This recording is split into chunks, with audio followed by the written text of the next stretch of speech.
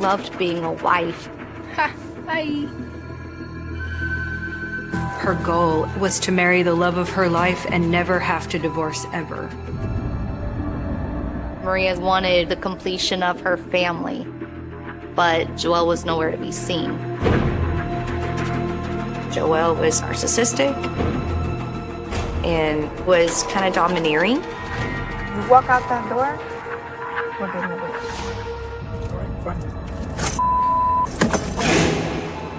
He wanted both women, and the only way to get that was to string both of them along.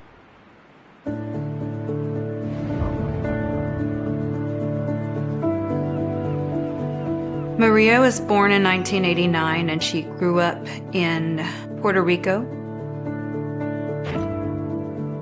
Her early life was a happy childhood, beautiful as a little girl, enjoyed her high school years. Lots of freckles as she got older. Maria's parents divorced when she was a little bit younger, and it was definitely difficult for her. She was sort of devastated, and that was kind of her goal, is to marry the love of her life and never have to divorce ever. Maria was going to nursing school in Puerto Rico when she met Joelle. She fell in love, of course, and kind of got swept off her feet. She saw a life and a future with Joelle. She was enamored because he gave her so much attention. Her sister and her father had some cautions because of his age. He was 10 years older than her, but Maria saw someone who had set goals and dreams, and he sold those dreams to her. Maria and Joelle were married back in 2010. It was a beautiful occasion. Maria looked beautiful.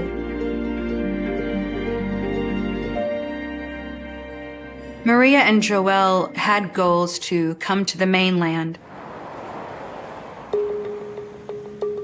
Joelle was training to become a CRNA, which is a certified registered nurse anesthetist. You're not trained as a doctor, it's not as much schooling, but the pay is very high. Maria and Joelle were excited to welcome their first son into the world. He was a beautiful little boy.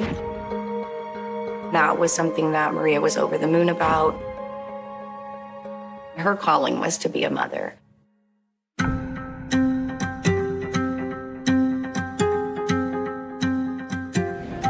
Joelle had a very good paying job, and that enabled Maria to be able to stay at home, which she enjoyed, devoting her time to her firstborn son. Maria and I first met at a ladies' night.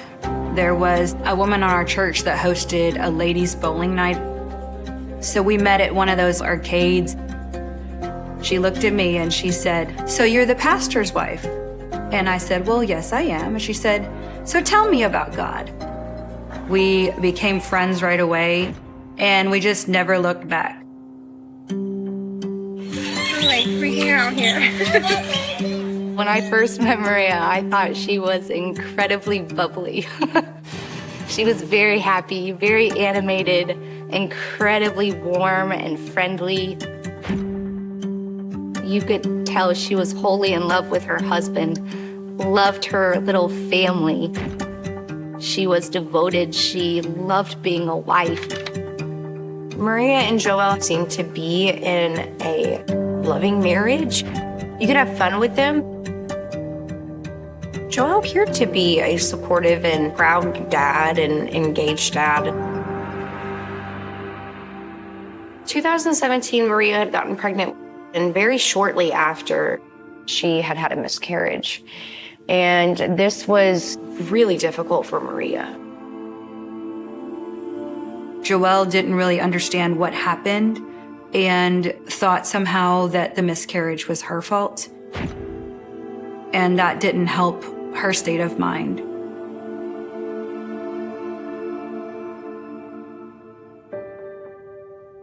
Maria was so excited to be pregnant again, just a short time after her miscarriage. You could just see a glow about her while she was pregnant. Maria had her second son in 2018, and, she was ecstatic. Joelle seemed excited, but this is a time where she started to feel some distance. He started to be more secretive, and that sort of made her nervous that maybe she was doing something wrong.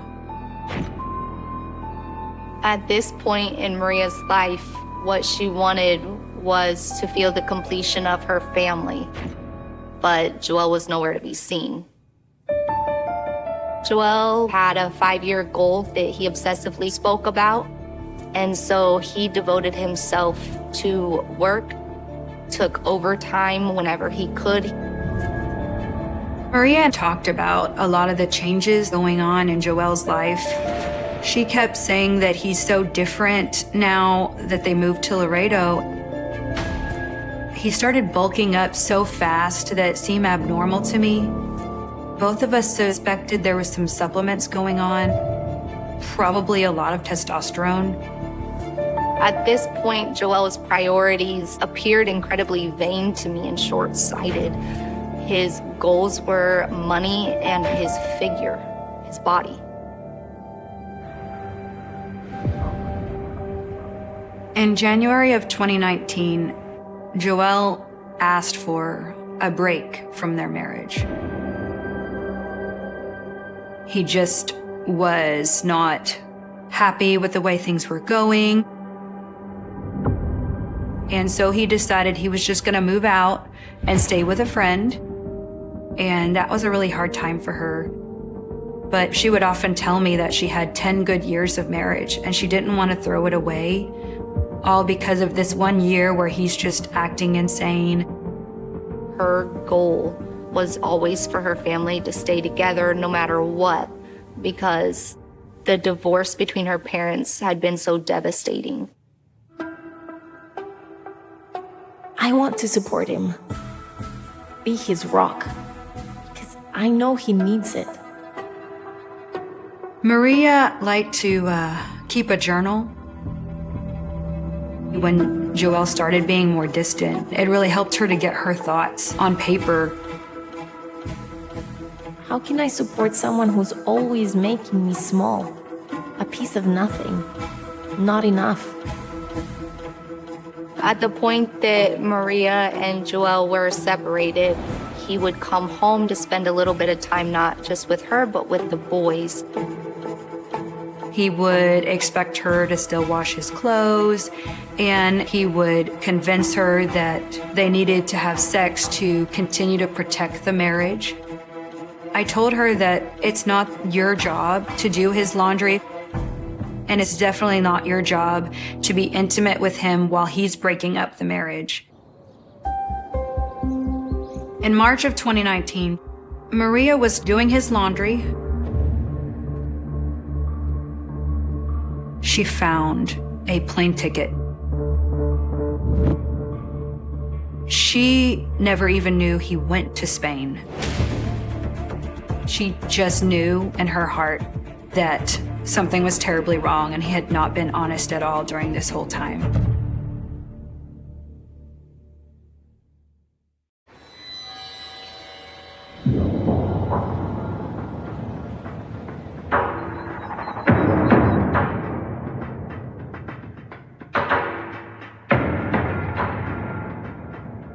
Maria finally worked up the courage to confront Joelle about this plane ticket.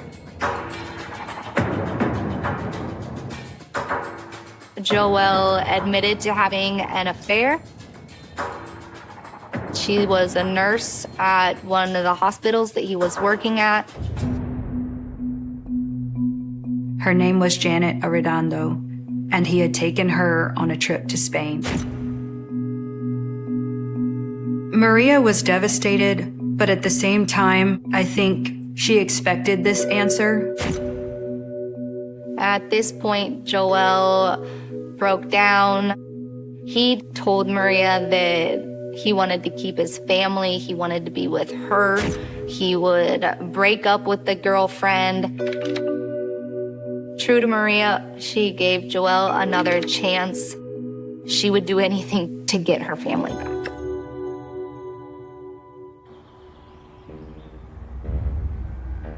It seemed like such a back and forth during that time that Joel would tell her one weekend that he stopped the affair, and then a couple days later he would change his tune and walk back out.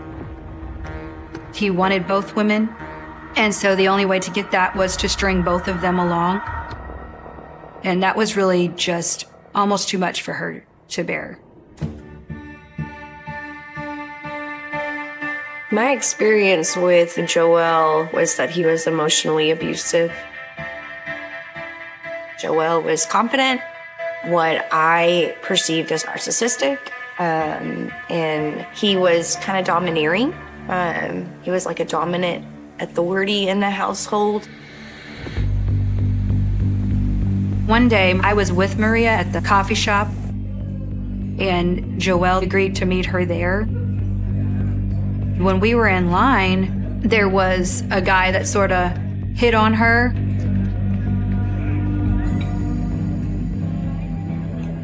Joel was extremely agitated, angry, and vividly upset that someone had hit on his wife. When he started to get angry with her, I told him that he had no right to tell her that she was wearing the wrong thing or that she invited the attention when he was having an affair with another woman. I am a bolder personality than Maria was, and he started to get nervous of the influence that me and her other friends had on her, that she might become bold one day. He started to discourage her from seeing me. Maria loved Jesus so much, and she didn't want to break up her family for fear of God. What I told her was that biblically, he had gotten to the point where she had every right to leave the marriage.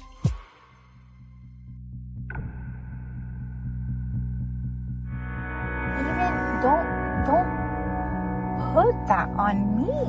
What are you talking about? There was a argument that they had in the car at one point, and Maria recorded it unbeknownst to Joel. Because it feels like you're like, okay, look, if I stay in the house, I'm gonna be frustrated. Frustration led me to be unfaithful to you in the past. Maybe. No, it led me. Maybe. You said it Because I think okay. that So possibly. Okay. Maria was talking to Joel about his unfaithfulness. What do you have to say? Nothing. So what do you want me to do with that? With what? With nothing. I don't know. It's up to you. No, Papa. You walk out that door, we're getting a divorce. All right, fine. You got it.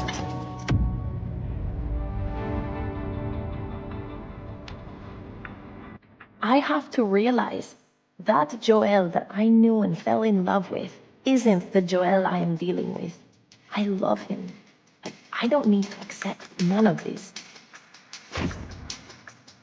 In the summer of 2020, Maria was beginning to see that there might not be a future with Joel. Maria finally realized that Joel was not getting better. He wasn't getting rid of his affair, and he wasn't going to stop the lying and the dishonesty. And I think she finally started to picture a life without him. She wanted to be independent. Maria had the goal of becoming a nurse in Texas. She needed to pass her nursing exam to get her degree. She was making plans to be able to provide for the children on her own. take 1,000. She had hobbies and things she enjoyed doing.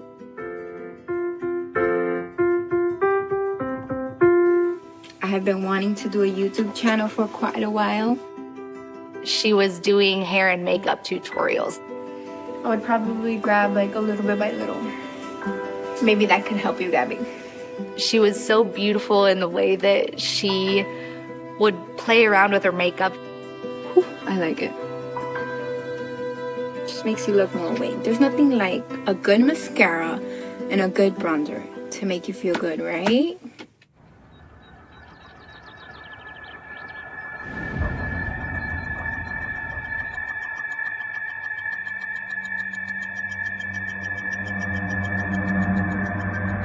In September of 2020, Maria found Joel's phone and was able to access a bunch of messages between him and Janet. Really just showed her that he was in a full-blown affair and they were having sex. That was the moment that she saw it with her own eyes, and that her very, very determined spirit came out. Maria confronted Joel, and I think Joel started to see a different Maria. She was saying, hey, I'm done, and I'm not gonna listen to your lies anymore. So he told her, I'm gonna stop seeing Janet for real this time. We're gonna move to Dallas, and that will prove to you that I'm willing to put her away. Maria was skeptical, but at the same time, he had never offered to move away from his girlfriend before. Part of her wanted to believe that it could be true.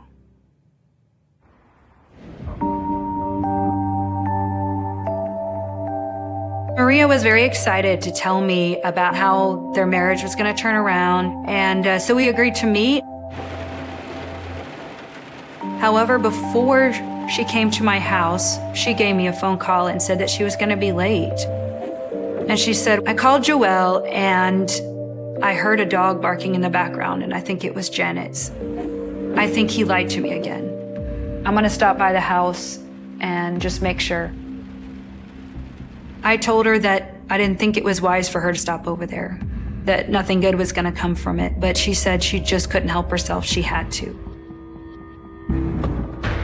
When Maria arrived at Janet's house, she saw that his car was there. She got out of the car and decided to confront them both.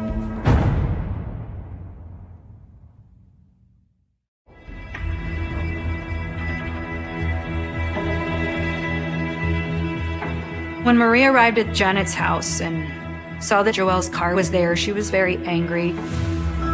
She had just been played again. Janet used the Ring app to kind of talk to her and say that she needed to leave right away or she would call the police. Maria was incredibly upset and wasn't going to go anywhere until she had spoken to her husband.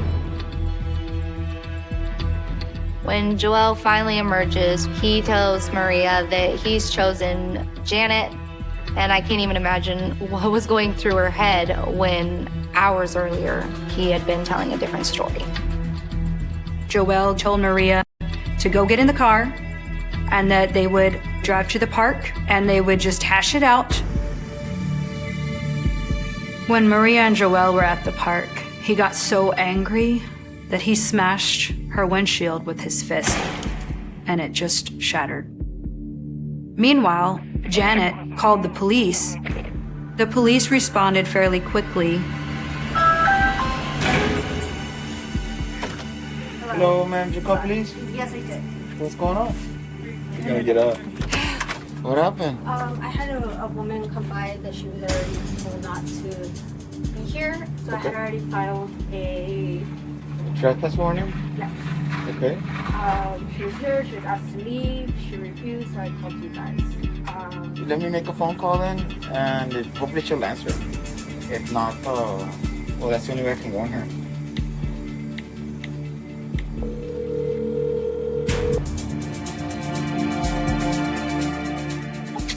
Hey, I'm talking to you right now. Head up the phone. guess that's your boyfriend. Yeah. They called Maria, and Joel, you can hear him screaming. He couldn't believe she answered the phone while they were talking. Your call has been forwarded to an automatic voice message system. I'm gonna try one more time. Janet started texting Joel to be quiet, to let him know it was the police calling. Hello. Hello, yes, sir. I'm looking for Maria Munoz. Yeah, she's here. I'm having a conversation with her. All right, this is Officer Jalomo, Laredo PD, sir. Yeah, I'm calling on behalf of Janela Redondo. Can I speak to her? sure. Thank you.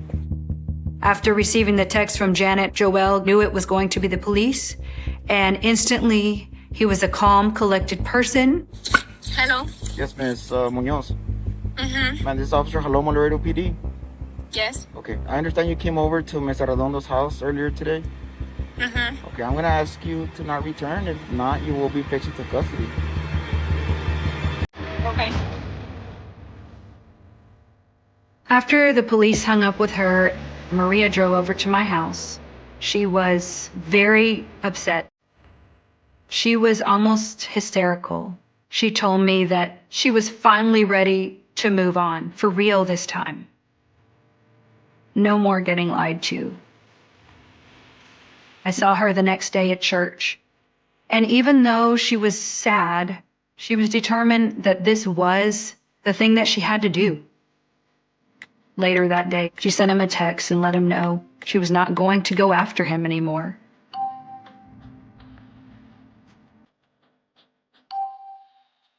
She let him know that for them to be legally separated, an attorney needed to be involved in that. Joel's response was that he didn't want any lawyers involved. His concern lied in finances. He really didn't want Maria to go through with it because that would cost him.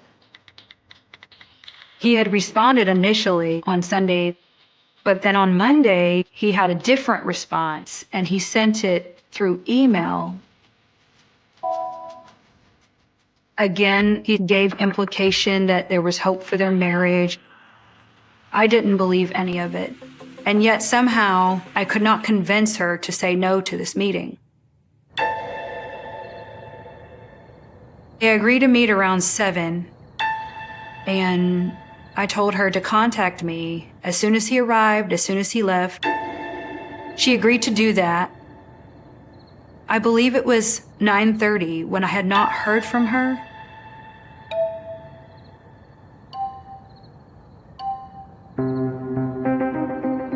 He showed up already much, much later than he was supposed to.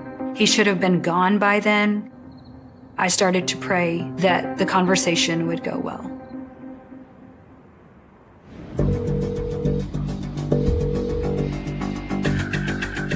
There, 911 with the address of emergency.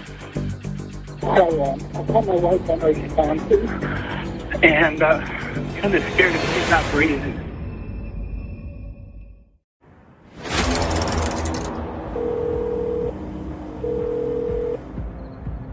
There, 911 with the address of emergency. Hi, I called my wife on responses, and kind of scared if she's not breathing. She may have taken some pills. Okay, sir. And do you know what kind of pills they were? Yeah, Glenn has a pen. On September 22nd, 2020, the Laredo Police Department received a 911 call for unresponsive female. I was the first officer on scene. So as I approached the house, I see a male subject at the doorway. What's going on? He just turns around and bolts right into the residence. What's going on? So I followed quickly behind him. What's going on? Unresponsive on the bed. But it can't do a pulse. His name was Joel Peot. Female is his wife, Maria Munoz. What'd you take? I think Glenn has a pen. But she's been pretty depressed lately. I hear the paramedics, the ambulance get to the scene. They had their lights and sirens. Paramedics continued CPR, and I see no changes in her body. She's not getting any better. Under control. No, man, she's not. No, she's been down for a while. Yeah. The paramedics on scene determined that Maria was deceased at 1:50 a.m. It's 20 from 82. What's going on? What happened? I started getting very suspicious about Joel. His pupils are just really big. I see that he's sweating profusely. Let's have a seat over here. She's been super depressed. I've been ignoring her. We're going through some problems. And I came to talk to her, like we were just talking. So you're not staying here right now? I'm like, this doesn't make sense. If he doesn't live here, what is he doing here at 1 o'clock in the morning? We had sex, we took a shower, and I thought she was like knocked out. I didn't think anything of it, so I just kept on doing my thing. And then I go back upstairs, and then she just... He starts crying, but it's a really fake cry. It didn't add up to me. I didn't like where it was going. Oh, it's 37. Yeah, it's really 37.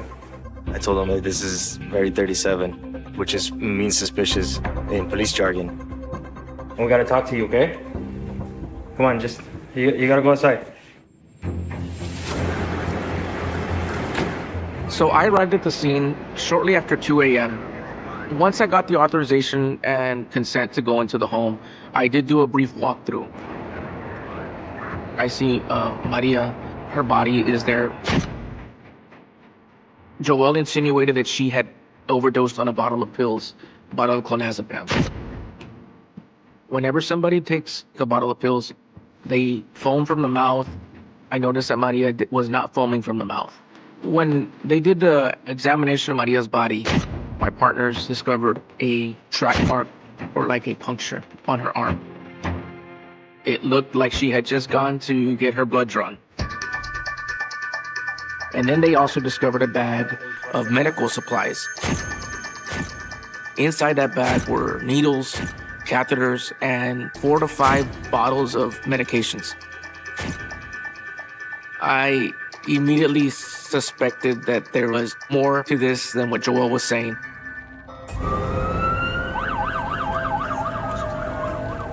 We transported Joel to the police department. It was a voluntary interview.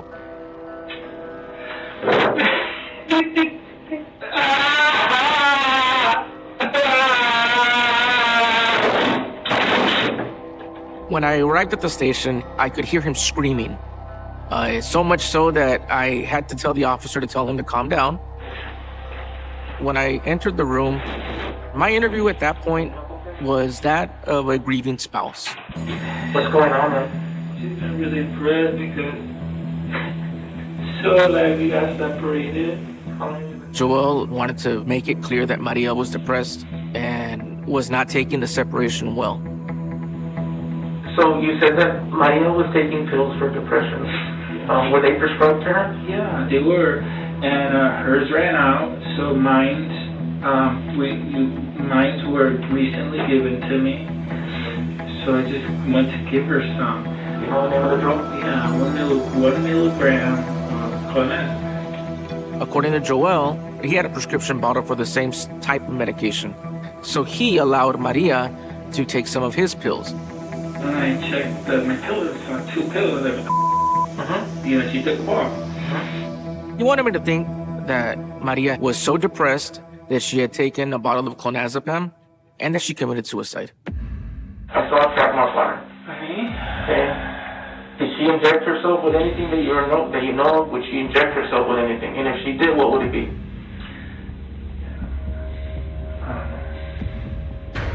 You know?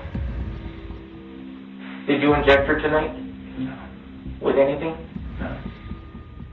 By the end of that interview, I didn't suspect that Maria had taken any pills. When we looked at the needle puncture wound, the medical equipment at home, I suspected that Joel, with his knowledge of anesthesia, had killed his wife. So at the end of that interview, Joel was released. There was no evidence to charge him. The next morning, my husband came to get me. He told me that the police had let him know that Maria was deceased. And I remember just screaming out, "Oh my God, he's killed her." It really was like a ton of bricks. I immediately said he did it. Like, he did it. He actually did it. When the police told me they were doing a suicide investigation, I told them that was impossible. I knew that she would never do such a thing because she had plans for the future. She had plans for her life. The key piece of evidence that was pending for us to rule out suicide, to rule out overdose, was a toxicology report. As soon as we received that, we knew what caused her death.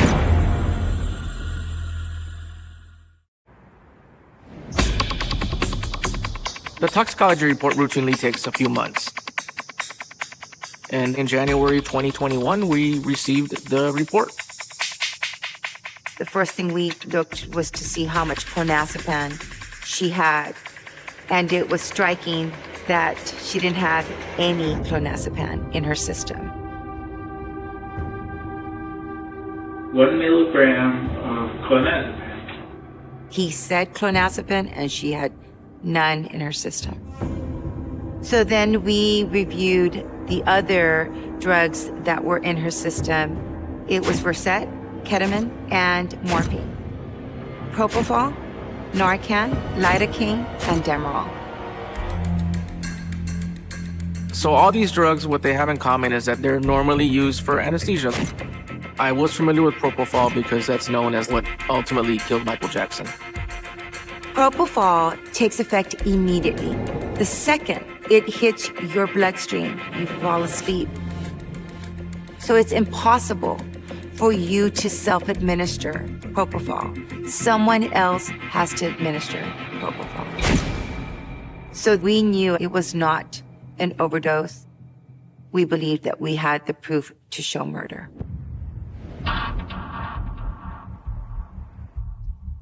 Laredo police, or we're gonna break down the door.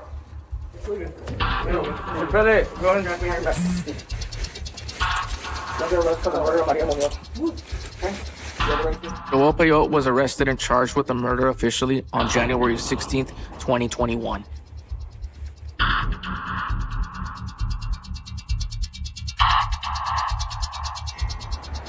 Joel Peyote's trial started March 20th of 2023. The defense argued that Maria was a drug abuser who committed suicide because she was so depressed, and that Joel gave Maria an injection in an attempt to revive her.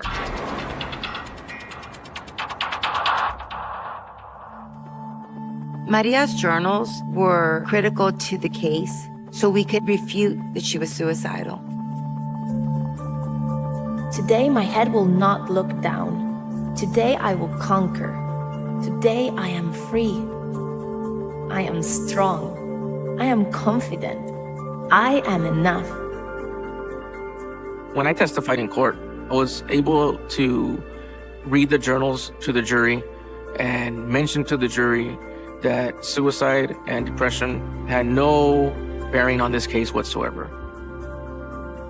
With all the accusations flying about suicide or trying to smear her, Maria was able to speak for herself. on how she felt, what she thought, and share the hope that she had. I love my life. I love who I am becoming. Joel couldn't steal her voice from her like he thought he had. And it was beautiful.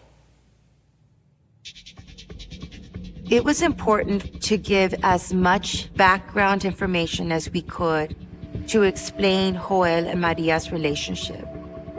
The prosecution team brought in a video that Maria had recorded without Joel knowing. You walk out that door, we're getting a divorce. All right, fine.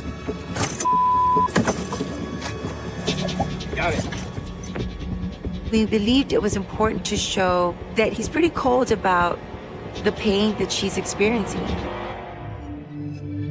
We explained to the jury that on September 21st, 2020, Joel Peyote arrived to Maria's home with a bag of anesthetic drugs and IV equipment.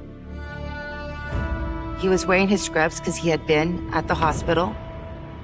So the evidence showed that she had high levels of caffeine in her system.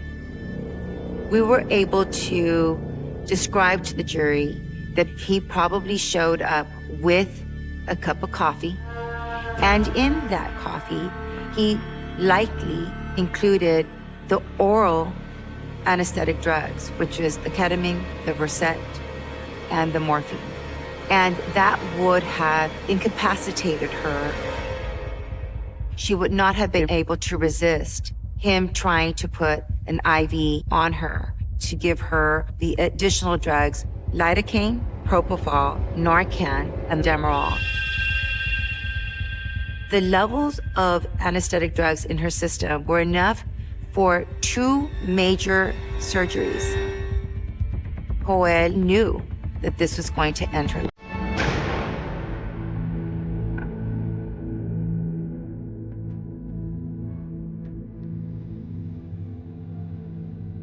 And we are here for Maria Munoz, who wrote, "No matter what happens, I will be fine. I will not put my head down. I will hold it high. I am unique. No one is me, and that is my superpower. I am enough, and all I need. I will always push and thrive. I will shine bright like a diamond in the sky. The woman who never gave up. Maria." Joel Peyote was found guilty of murder and of tampering with the evidence.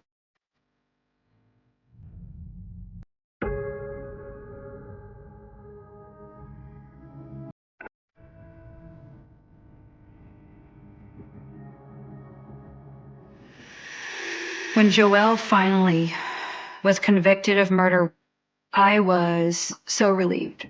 I was grateful for Maria to get justice, but I was sad for her children. I don't think that Joel has any real remorse for what he did. I think that he's a narcissist and a manipulator.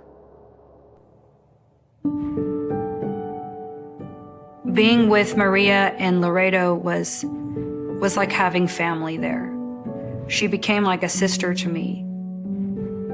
She always lifted my spirits, even when she was the one with tragedy in her life. I think Joelle sold her a life of dreams and promised her the world. Maria was special, and she deserved so much more.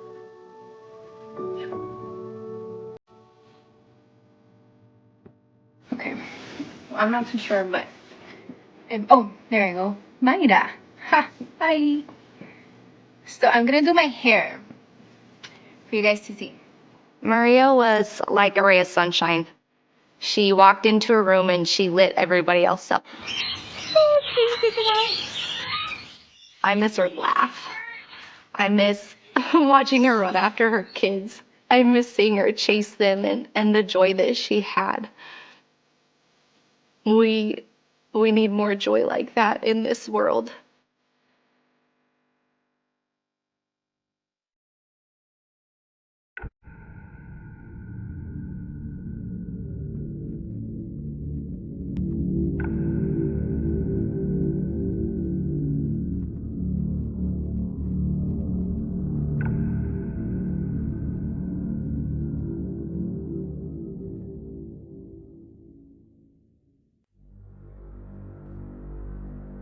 She was very happy on her wedding day, ready to start a life with him. She did not expect something so tragic would happen to her marriage. 911, where's your emergency? Me and my wife got in a terrible argument. I just shot her, and I swear to God, I didn't mean to do that. Hello? Hey, man, my wife. It begins with a sound New York never forgets, even when it pretends to move on, the low, distant hum of traffic at dawn, the kind that seeps through brick walls and half-open windows, the city breathing while one apartment stays unnaturally still, a silence so complete it feels staged, as if someone carefully arranged it overnight. On a cold March morning in 2001, in a narrow residential block where neighbors nodded but rarely spoke, that silence wrapped itself around a small third-floor walk-up and refused to let go. Inside, a young woman did not answer her phone. Her bed was made. Her shoes were lined neatly by the door. Her purse sat where it always did. And yet, she was gone. No note. No sign of struggle. No broken lock. Just absence, clean and terrifying. Within hours, the word missing would harden into something heavier, something the community would whisper instead of say out loud. Cold case. Not yet, they didn't know it. But the clock had already started. The building smelled faintly of old paint and radiator heat when police arrived, the kind of place that remembered too many lives. Officers moved carefully, not because they sensed danger, but because nothing looked wrong, and that, somehow, was worse. The apartment told a story of routine, coffee mug rinsed and drying, mail stacked by the door, yesterday's newspaper folded to the metro section. No blood. No chaos.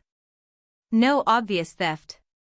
The kind of scene that investigators dread because it offers no clear direction, only questions that multiply the longer you stare. Who leaves like this? Who disappears without touching a single thing? Outside, a neighbor leaned out a window, watching, already forming a version of events in their head. By noon, patrol cars lined the curb, and by nightfall, the entire block knew a name they would repeat for years, sometimes with hope, sometimes with resignation. She was 27. A native New Yorker. Known for routines, for punctuality, for calling her mother every Sunday night without fail. She worked a modest job, paid her rent on time, smiled at the bodega owner downstairs. No known enemies. No dangerous habits. Friends would later say the same thing over and over, as if repetition could protect them from suspicion. She wasn't reckless, she wasn't secretive, she wasn't planning to run away. Investigators asked about boyfriends, exes, coworkers, anyone who might fit the shape of a motive, but nothing landed with weight. The city, so often accused of swallowing people whole, seemed, in this case, almost offended by the suggestion. New York doesn't make people vanish like this. Not quietly. Not without witnesses. And yet, the longer the day stretched on, the clearer it became that whatever had happened did not want to be seen. The first lead came and went like a subway train, fast, loud, and ultimately useless. A reported sighting near a bus terminal. Another near a park. Each tip raised pulses, sent officers rushing across boroughs, only to collapse under scrutiny. Grainy security footage offered shapes without faces, movement without meaning. Phone records showed nothing unusual. Her last call was ordinary, unremarkable, the kind of conversation you forget 5 minutes after hanging up. Investigators canvassed the neighborhood, knocking on doors, collecting half-memories and polite shrugs. Someone heard a noise. Someone thought they saw a man on the stairs. Someone else remembered nothing at all. The problem with a dense city is not a lack of people, it's too many stories overlapping, blurring into noise. And in that noise, the truth can hide comfortably. As days turned into weeks, the case shifted. Posters went up on lampposts, her face staring back at commuters who rarely met her eyes. Vigils were held on sidewalks slick with rain. Candles flickered, went out, were relit. Detectives followed the obvious paths first: former relationships, workplace disputes, financial stress. None of it stuck. Her bank account showed no sudden withdrawals. Her passport was still in the apartment. She hadn't packed a bag. This wasn't an escape. This wasn't a planned disappearance. It felt surgical, as if someone had reached into her life and removed only one thing, her, leaving everything else untouched. Then there were the people who knew her best. Family, friends. Neighbors she trusted enough to share keys with. Faces that didn't belong on wanted posters because they belonged at dinner tables, in holiday photos, in the quiet background of a normal life. Police asked questions carefully, aware of the line between investigation and accusation. Everyone cooperated. Everyone expressed shock. Everyone had an alibi that sounded reasonable, even kind. In 2001, the tools were limited. DNA databases were smaller. Digital footprints were faint. Text messages were rare. Social media didn't exist to betray patterns. What investigators had instead were instincts, and instincts, without proof, can only go so far. The case cooled. Not officially, not yet, but in the way that matters: fewer detectives assigned, fewer hours logged, fewer fresh leads pinned to the board. Her family felt the shift before anyone admitted it. Phone calls slowed. Updates became less frequent. The city moved on, because cities always do, and grief, when it lasts too long, makes people uncomfortable. Years passed. Her name drifted into the category of unresolved, spoken occasionally in hushed tones, filed under what happened to alongside dozens of others. A cold case in waiting, gathering dust while life continued around it, indifferent and loud. But even cold cases breathe. They wait. Somewhere, evidence sat boxed and labeled, fingerprints preserved, fibers catalogued, statements transcribed and forgotten. Somewhere, a detail that meant nothing in 2001 waited for a future context that didn't exist yet. Detectives retired. New ones took their place. Technology advanced quietly, relentlessly, reshaping what was possible. DNA became louder. Databases grew. Old assumptions began to look fragile under new light. And every so often, someone would pull the file, read through it again, feel that familiar frustration settle in their chest. The scene that was too clean. The absence that was too complete. The people who were too close to notice. The community never fully let it go. Anniversaries brought small mentions in local papers. True crime forums, years later, would dissect the case with amateur precision, arguing theories late into the night. Stranger abduction. Secret life. Trusted insider. Each theory said more about the fear of the person proposing it than about the evidence itself. Because the evidence, stubbornly, refused to point in a single direction. And that was the most unsettling part. Not that something terrible had happened, but that it could happen so quietly, so close, without leaving a trail. By the time 2 decades had passed, the case had become a ghost, haunting the margins of official memory. But ghosts have a way of returning when least expected. A re-examined sample. A new match. A name that suddenly resurfaced, no longer shielded by familiarity. In the early 2000s, no one had the language to describe what investigators would later see with chilling clarity.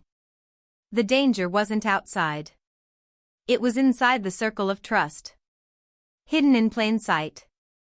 A possibility too uncomfortable to confront back then, now impossible to ignore. And yet, standing at the beginning of this story, in that quiet apartment in 2001, none of that was visible. All that existed was a missing woman, a stunned neighborhood, and a city pretending it hadn't just blinked and lost someone forever. The label cold case would come later, stamped onto the file like a verdict of uncertainty. For now, there was only the unanswered question echoing through hallways and stairwells, bouncing off brick and concrete, refusing to fade. How does someone disappear without a sound? And more importantly, who was close enough to make sure no one heard it? The question hung in the air long after the police tape came down, long after the patrol cars disappeared from the block, long after neighbors stopped whispering on the stairs, because unanswered questions don't fade, they ferment. And in this case they hardened into suspicion, quiet at first, then sharper with time. Detectives returned to the apartment again and again, replaying the same sequence, the same photographs, the same measurements, as if repetition might reveal a crack they'd missed. They focused on what wasn't there. No forced entry. No defensive wounds. No shattered glass. Whoever took her did not rush. Whoever took her knew the layout, knew the habits, knew exactly how much time they had. In a city where strangers brush shoulders every second, this felt personal, intimate, deliberate. That realization shifted the investigation inward. They mapped her life like a crime scene, tracing routines with red marker across a board that grew crowded but never clearer. Workdays. Commutes. Weekend errands. Phone calls. Coffee stops. Faces that appeared again and again, not because they were suspicious, but because they were familiar. The building superintendent. The neighbor across the hall. The family friend who helped with repairs, who checked in, who everyone trusted without thinking twice. Trust, detectives knew, was both a shield and a blindfold. In interviews, people spoke easily about him, casually, warmly. He'd known her for years. He was practically family. He'd been around the building often. Too often, maybe, but at the time, no one wrote that down in bold. Investigators pulled phone records again, looking for patterns instead of events. Calls that clustered at odd hours. Numbers that appeared frequently, then stopped abruptly. One number stood out, not because it was alarming, but because it was constant. Familiar. Almost invisible. The kind of contact you stop noticing because it's always been there. They noted it, flagged it, then moved on, because nothing about it screamed danger. In 2001, danger was loud. It left marks. It broke things. This case didn't. The search widened. Canvases expanded beyond the block, then beyond the neighborhood. Flyers circulated. Tips poured in, hundreds of them, each one briefly inflating hope before deflating under scrutiny. A woman resembling her spotted on a train. A scream reported weeks too late. A discarded item found blocks away that turned out to belong to someone else entirely. Every false lead cost time, energy, momentum. Every dead end pushed the case closer to that quiet shelf where unsolved files waited. Detectives felt it happening, that slow drift from urgency to routine, from obsession to obligation. Behind closed doors, disagreements surfaced. One theory suggested she'd been lured out voluntarily, tricked by someone she trusted. Another insisted she'd never left the apartment alive. The absence of blood didn't mean the absence of violence, it meant control. It meant planning. It meant someone had cleaned up, or never made a mess in the first place. That idea unsettled even seasoned investigators, because it implied a level of calm that felt incompatible with panic or impulse. Whoever was responsible hadn't snapped. They'd decided. Family members pushed back against the cooling of the case, calling daily, demanding updates, asking the same questions detectives were asking themselves. How could there be no witnesses? How could no one hear anything in a building full of people? The answer, when it came, was always unsatisfying. Cities are noisy. People tune things out. A door closing. Footsteps on stairs. A voice raised briefly, then lowered. All of it blends into the background until it's too late to separate signal from static. The idea that someone could scream without being heard was comforting fiction. Reality was quieter, crueler. As months passed, the investigation turned forensic, revisiting evidence with diminishing returns. Fibers were analyzed, then reanalyzed. Fingerprints lifted from surfaces everyone touched. Nothing excluded anyone. Nothing conclusively included anyone either. The evidence pointed everywhere and nowhere at once. Detectives circled back to the people closest to her, conducting follow-up interviews that grew more pointed with time. Familiar faces began to bristle, offended by the implication that trust might not equal innocence. Some cooperated. Some grew defensive. The family friend remained calm throughout, answering questions smoothly, offering help, expressing concern in ways that sounded exactly right. What investigators couldn't articulate yet was the feeling that something about that calmness was off. Not wrong. Not suspicious in a way you could write into a report. Just polished. Too prepared. In the early days, that instinct was easy to dismiss. Everyone reacts differently. Grief looks like 100 things. You don't build a case on vibes. You build it on facts. And the facts were thin. The case officially went cold sometime in the mid-2000s, though no one ever stood up and announced it. It simply stopped moving. Leads dried up. Budgets shifted. New crimes demanded attention. The file remained, thick and unsatisfying, a monument to questions without answers. New detectives inherited it like a burden, flipping through pages, shaking their heads, closing it again. To them, it was history. To the family, it was a wound that never sealed. Years changed the city. Buildings renovated. Tenants moved. The block where she disappeared filled with new faces who didn't know her name, didn't recognize her photo on aging flyers taped to utility poles. The apartment was rented again. Life resumed its relentless pace. But the case lingered in databases, waiting for something external to shift.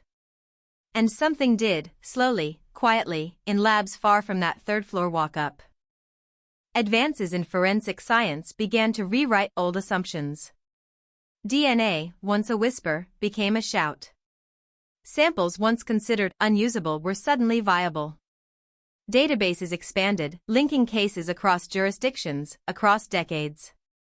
Cold cases everywhere began to stir, some solved overnight by a single match, others reopened only to disappoint again. This case was flagged for review not because of a new tip, but because technology had finally caught up to questions investigators couldn't answer before. When the file was reopened in earnest, the focus narrowed with intention. Detectives approached it not as a mystery to brainstorm, but as a problem to test. They scrutinized relationships instead of scenarios, behavior instead of speculation. Who had access? Who had opportunity? Who had something to gain, or something to hide? Old interviews were replayed, transcripts read with fresh eyes.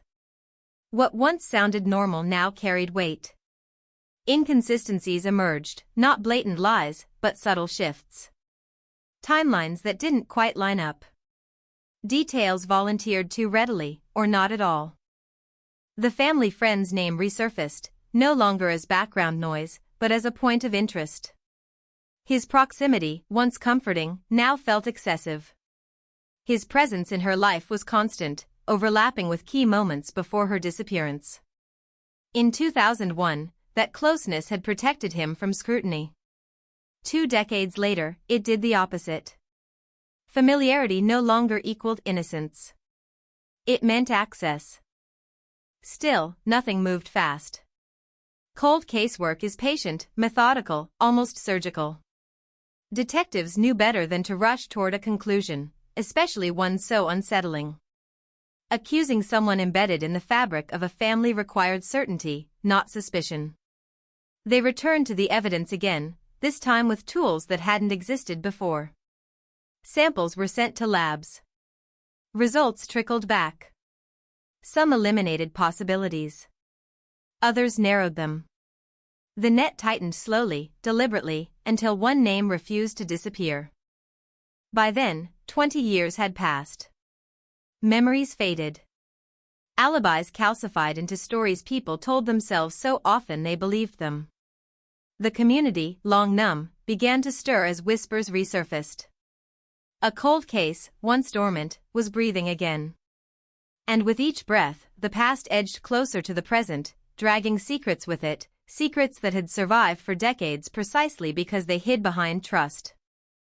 By the time the investigation reached its third life, it no longer felt like a search for a missing woman, it felt like an excavation, slow and careful, each layer peeled back revealing not clarity, but discomfort. Detectives approached the case with a restraint born from failure. They knew how easily certainty could slip away if they pushed too hard, too fast. Instead, they let the evidence speak in fragments. A fiber here. A timestamp there. A recollection, once dismissed as irrelevant, now re-examined under harsher light. The past, they realized, hadn't been silent. They just hadn't known how to listen. The apartment was revisited in memory, reconstructed through photographs and diagrams. The angles of doors. The narrowness of the hallway. The way sound traveled, or didn't. Experts weighed in on what could be done without alerting neighbors, how long it would take to subdue someone quietly, how familiarity reduced resistance. These weren't theories pulled from imagination, they were tested realities, grounded in cases that had come before. The conclusion was unsettling in its simplicity. If the person at the door was someone she trusted, the barrier to entry wasn't a lock. It was belief. Attention returned to that final stretch of time, the hours before she vanished. Phone records were layered with new data, analyzed not just for calls made, but for calls avoided. Patterns emerged. A gap where communication abruptly stopped. A moment when her routine fractured. Investigators asked themselves what could interrupt someone so predictable without raising alarm. The answer pointed, again, to familiarity. A knock she wouldn't ignore. A voice she wouldn't question. The absence of a struggle wasn't evidence of safety, it was evidence of persuasion. Witness statements, once read for content, were now read for tone. Inconsistencies surfaced not as contradictions, but as edits. Stories smoothed over time, sharpened in places, blurred in others. The family friend's account stood out not because it changed dramatically, but because it didn't change at all. The same phrases. The same emphasis. The same careful framing. Detectives knew that memory degrades, details slip, emotions intrude. Perfect recall, decades later, wasn't impressive. It was suspicious. They dug into his history, cautiously at first, aware of the gravity of what they were suggesting. Financial records revealed nothing explosive, but they revealed proximity, transactions near her neighborhood, patterns of movement that placed him close to her life more often than he'd acknowledged. Work records were checked, schedules compared. Small discrepancies appeared, the kind that mean nothing alone, but together begin to outline opportunity. He hadn't been where he said he was. Not conclusively elsewhere. Just nearby. The lab results arrived quietly, without ceremony. DNA, partial and degraded, but not useless. A trace found years earlier, catalogued and shelved because it couldn't be matched at the time, now had a voice. The database search didn't return a name immediately, but it narrowed the field, excluding strangers, excluding random intruders. The odds shifted. The possibility that this was an outside job grew thinner with every calculation. This wasn't a crime that came from nowhere. It came from within. Detectives revisited the family, careful not to ignite panic or false hope. They asked questions they'd asked before, but in a different order, with different emphasis. They watched reactions, not for guilt, but for recognition. The room grew heavy when the family friend's name was mentioned, not with accusation, but with confusion. He'd been around after the disappearance. He'd comforted them. He'd helped search. The idea that he could be connected felt like a betrayal layered on top of loss, and detectives knew that if they were wrong, the damage would be permanent. Still, the case pressed forward. Subpoenas were issued quietly. Old devices were requested, then replaced with newer ones when originals no longer existed. Digital footprints, once faint, now told richer stories. Location data painted movements that words never could. The picture wasn't complete, but it was coherent enough to raise alarms. He had been close. Too close. At the wrong time. When detectives finally brought him in again, it wasn't for confrontation. It was for conversation. They spoke calmly, methodically, letting silence do its work. They asked about routine, about memories, about details most people forget. His answers flowed easily, practiced, almost rehearsed. He volunteered information that hadn't been requested, filled gaps before they were acknowledged. To an untrained ear, it sounded helpful. To detectives, it sounded like control. They didn't accuse him. Not yet. They didn't need to. The goal wasn't a confession, it was confirmation. They watched for slips, for moments where certainty cracked. There were a few. A timeline compressed here. An assumption made there. Nothing explosive. Nothing definitive. But enough to confirm what they already suspected. He knew more than he should. Outside the interrogation room, the city carried on, unaware that a ghost was beginning to take shape. A cold case, once dormant, was aligning itself around a single figure, no longer protected by time or trust. The danger, once hypothetical, was becoming personal. And as investigators closed their files for the night, one thought lingered, heavy and unavoidable. If the truth had been this close all along, hidden in plain sight, how many years had been lost simply because no one wanted to believe it? The pressure didn't arrive all at once. It seeped in, slow and relentless, the way certainty does when it no longer needs to announce itself. Detectives began building the case backward, starting not from the disappearance, but from the silence that followed it, the careful way nothing ever surfaced. They asked a question that hadn't been asked enough in 2001, who benefited most from the absence of answers? Not financially. Not socially. But psychologically. Who gained control the moment she vanished? They examined his behavior after the fact, the days and weeks that followed the report. He had been present, visibly so, at searches and vigils, offering rides, making calls, standing just close enough to be useful without drawing attention. At the time, it looked like loyalty. In hindsight, it looked like management. He knew who was talking to whom. He knew what police were asking. He positioned himself at the center of information, not out of grief, but out of necessity. You don't monitor a narrative unless you're afraid of where it might go.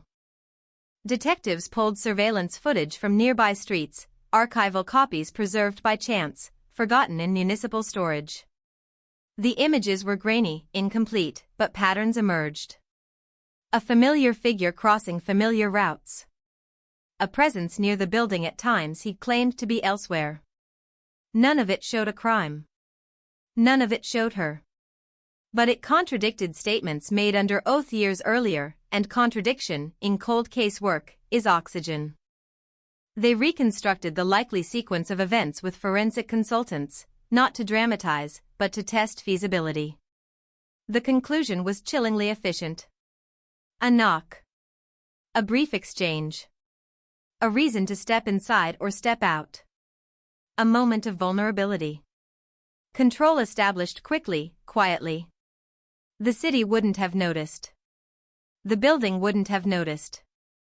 The absence of witnesses wasn't a mystery anymore. It was a design. Attention turned to disposal, the question everyone avoided because it led into darkness. No body. No location. No confession.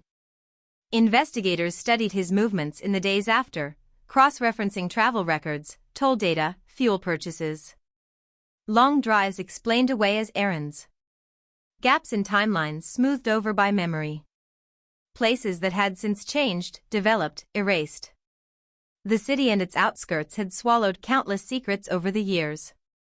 This one, they feared, might be among them.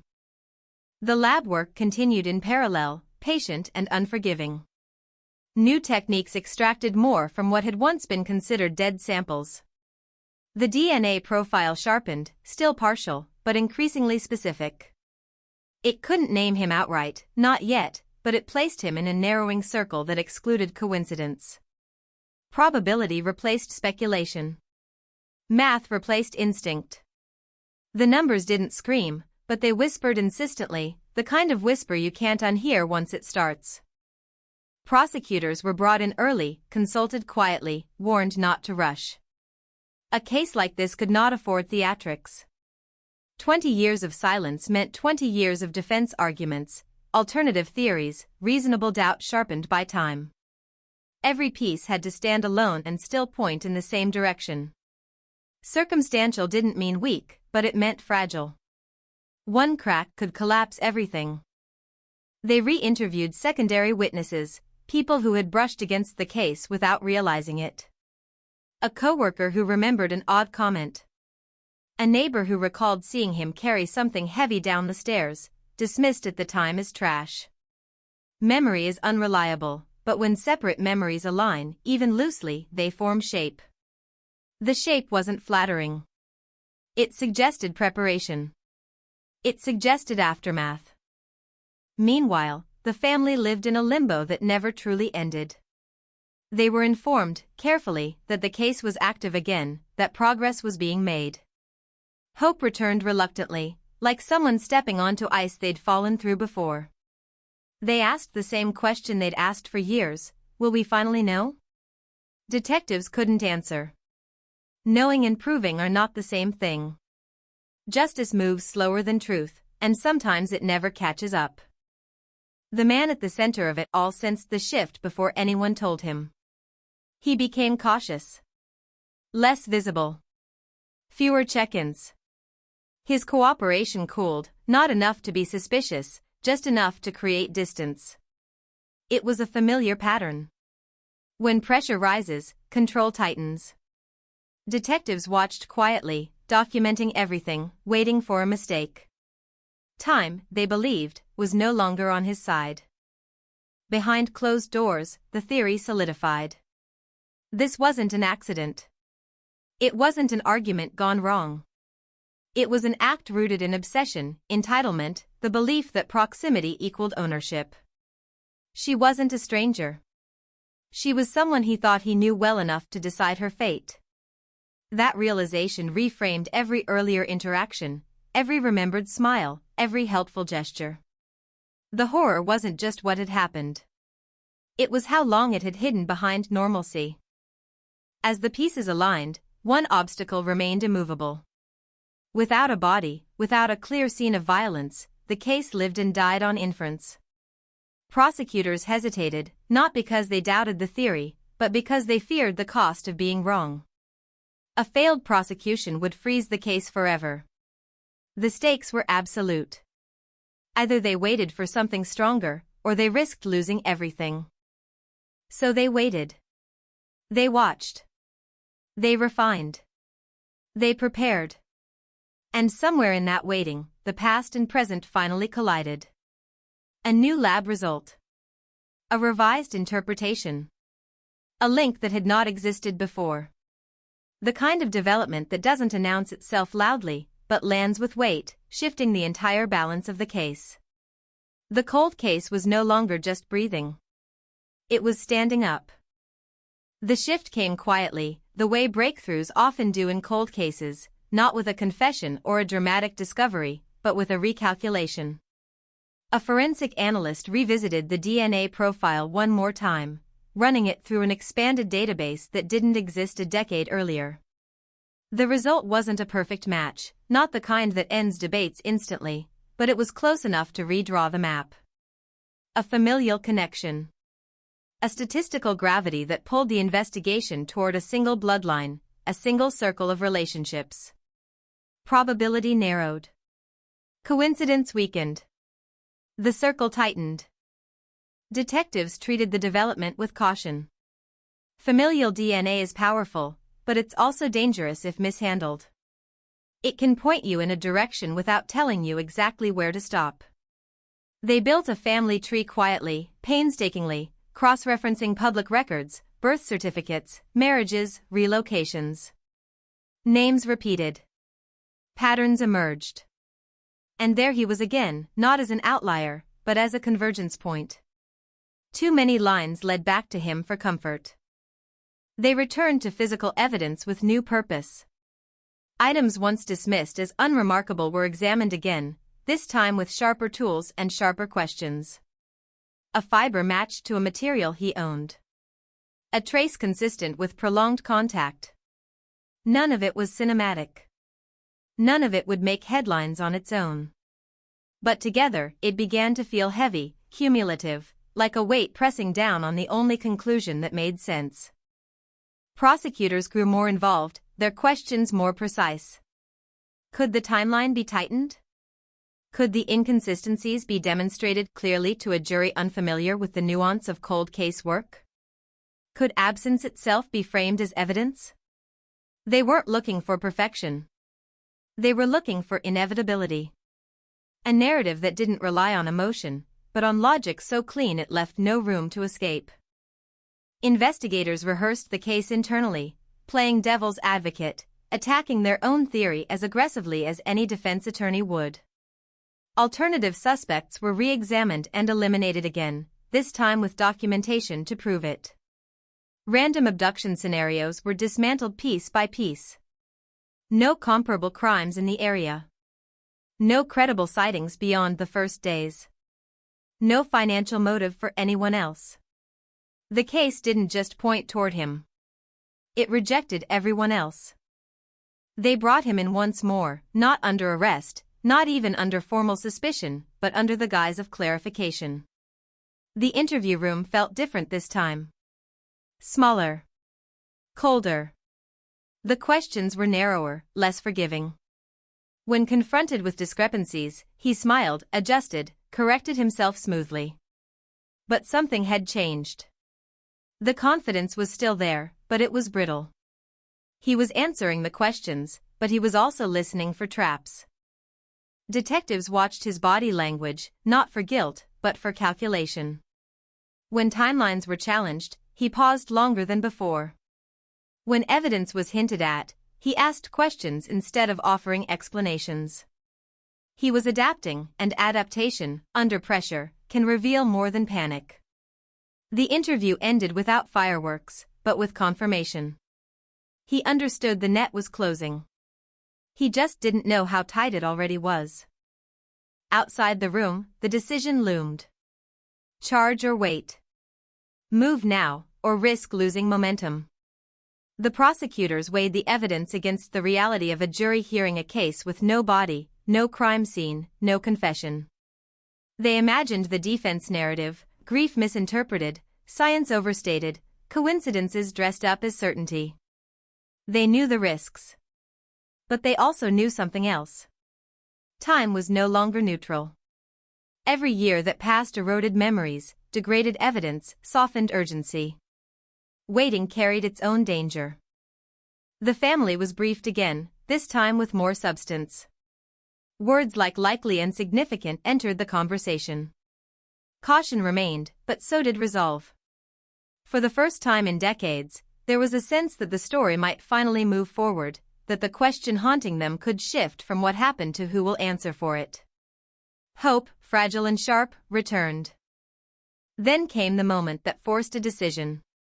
A minor, almost overlooked inconsistency surfaced in a routine review, a detail so small it might have been dismissed if not for everything that came before it. A statement made years earlier about a specific object, a specific time, that no longer aligned with the reconstructed sequence. It wasn't proof. But it was wrong. And being wrong, in a case built on precision, mattered. Prosecutors authorized the next step. Warrants were drafted. Evidence was organized. The case was no longer theoretical. It was procedural. Every document, every exhibit, every timeline was locked in. The charge wouldn't be dramatic. It wouldn't satisfy the hunger for spectacle. But it would be real. A line drawn after 22 years of silence. As word of the arrest began to circulate internally, the weight of it settled over everyone involved. This wasn't just about solving a cold case. It was about rewriting a past that had been allowed to calcify into uncertainty. The city that had once blinked and lost someone was about to be reminded of what it had forgotten. And for the man who had lived 2 decades in the shadow of an unanswered question, the moment he had managed so carefully was finally arriving. The arrest didn't come with sirens or spectacle. There was no dramatic chase, no crowd gathered behind police tape. It happened quietly, almost politely, the way consequences often arrive after years of patience. Detectives knocked on his door with warrants folded neatly in their pockets, voices steady, expressions unreadable. He listened. He nodded. He asked one clarifying question, then another. When the cuffs went on, it wasn't shock that crossed his face, but recognition. As if a long-delayed appointment had finally been kept. News broke within hours. A New York 2001 cold case, solved. Family friend charged after 22 years. Headlines moved fast, compressing decades of uncertainty into a few sharp lines. The community reacted with disbelief, then with a slow, creeping horror as the name sank in. This wasn't a stranger pulled from obscurity. This was someone people remembered. Someone they had trusted. Someone who had stood beside them at vigils, who had spoken softly about hope when hope was all that was left. The shock wasn't just that an arrest had been made. It was who. Inside the precinct, the mood was restrained. There were no celebrations, no sense of victory. Only focus. Charging someone in a case like this was the beginning of a new battle, not the end of an old one. Detectives reviewed every step, anticipating the scrutiny to come. Defense attorneys would pull at every thread. Media would amplify every doubt. They had to be ready for all of it. A cold case solved on paper could still freeze solid in a courtroom. Interrogation resumed, this time with a different tone. The questions were no longer exploratory. They were declarative. Evidence was placed on the table, not all of it, just enough to signal that the landscape had changed. He listened, eyes forward, hands folded. When asked about the inconsistencies, he corrected them calmly, almost reflexively. When confronted with the DNA, he leaned back slightly, considering. There was no confession. There didn't need to be. Silence, in this context, was louder than denial. Prosecutors began shaping the narrative they would present to a jury, aware of how fragile truth can feel when filtered through time. They focused on access. Opportunity. Behavior before and after the disappearance. They emphasized patterns over moments, consistency over drama. This was not a story about rage or chaos. It was about control, about proximity, about the quiet certainty that no one would look too closely because no one ever had. The defense moved quickly, as expected. Statements were released, asserting innocence, questioning the reliability of decades-old evidence, warning against the dangers of hindsight bias. They framed the arrest as a tragic misinterpretation, a rush to closure driven by public pressure. The absence of a body became their central pillar. Without proof of death, they argued, there could be no proof of murder. It was a familiar strategy, and a powerful one. The family listened from the edges, pulled once again into a process that asked them to relive everything. They watched the coverage, heard the speculation, felt the old wounds reopen. Relief mixed with dread. An arrest didn't guarantee answers. It didn't guarantee peace. It only guaranteed that the story would be told again, this time in a courtroom where every detail would be examined, challenged, possibly dismissed. They braced themselves for another long wait. As the case moved toward trial, detectives revisited the timeline yet again, refining it down to minutes. They walked through the likely sequence, step by step, aligning evidence with behavior. The picture was stark. A trusted presence. A moment of isolation. A disappearance so clean it defied intuition. The years that followed, marked by careful normalcy. No confessions. No slips. Just time, stretching on, until technology and persistence finally caught up. Experts were lined up. Forensic analysts prepared to explain probabilities to jurors unfamiliar with DNA statistics.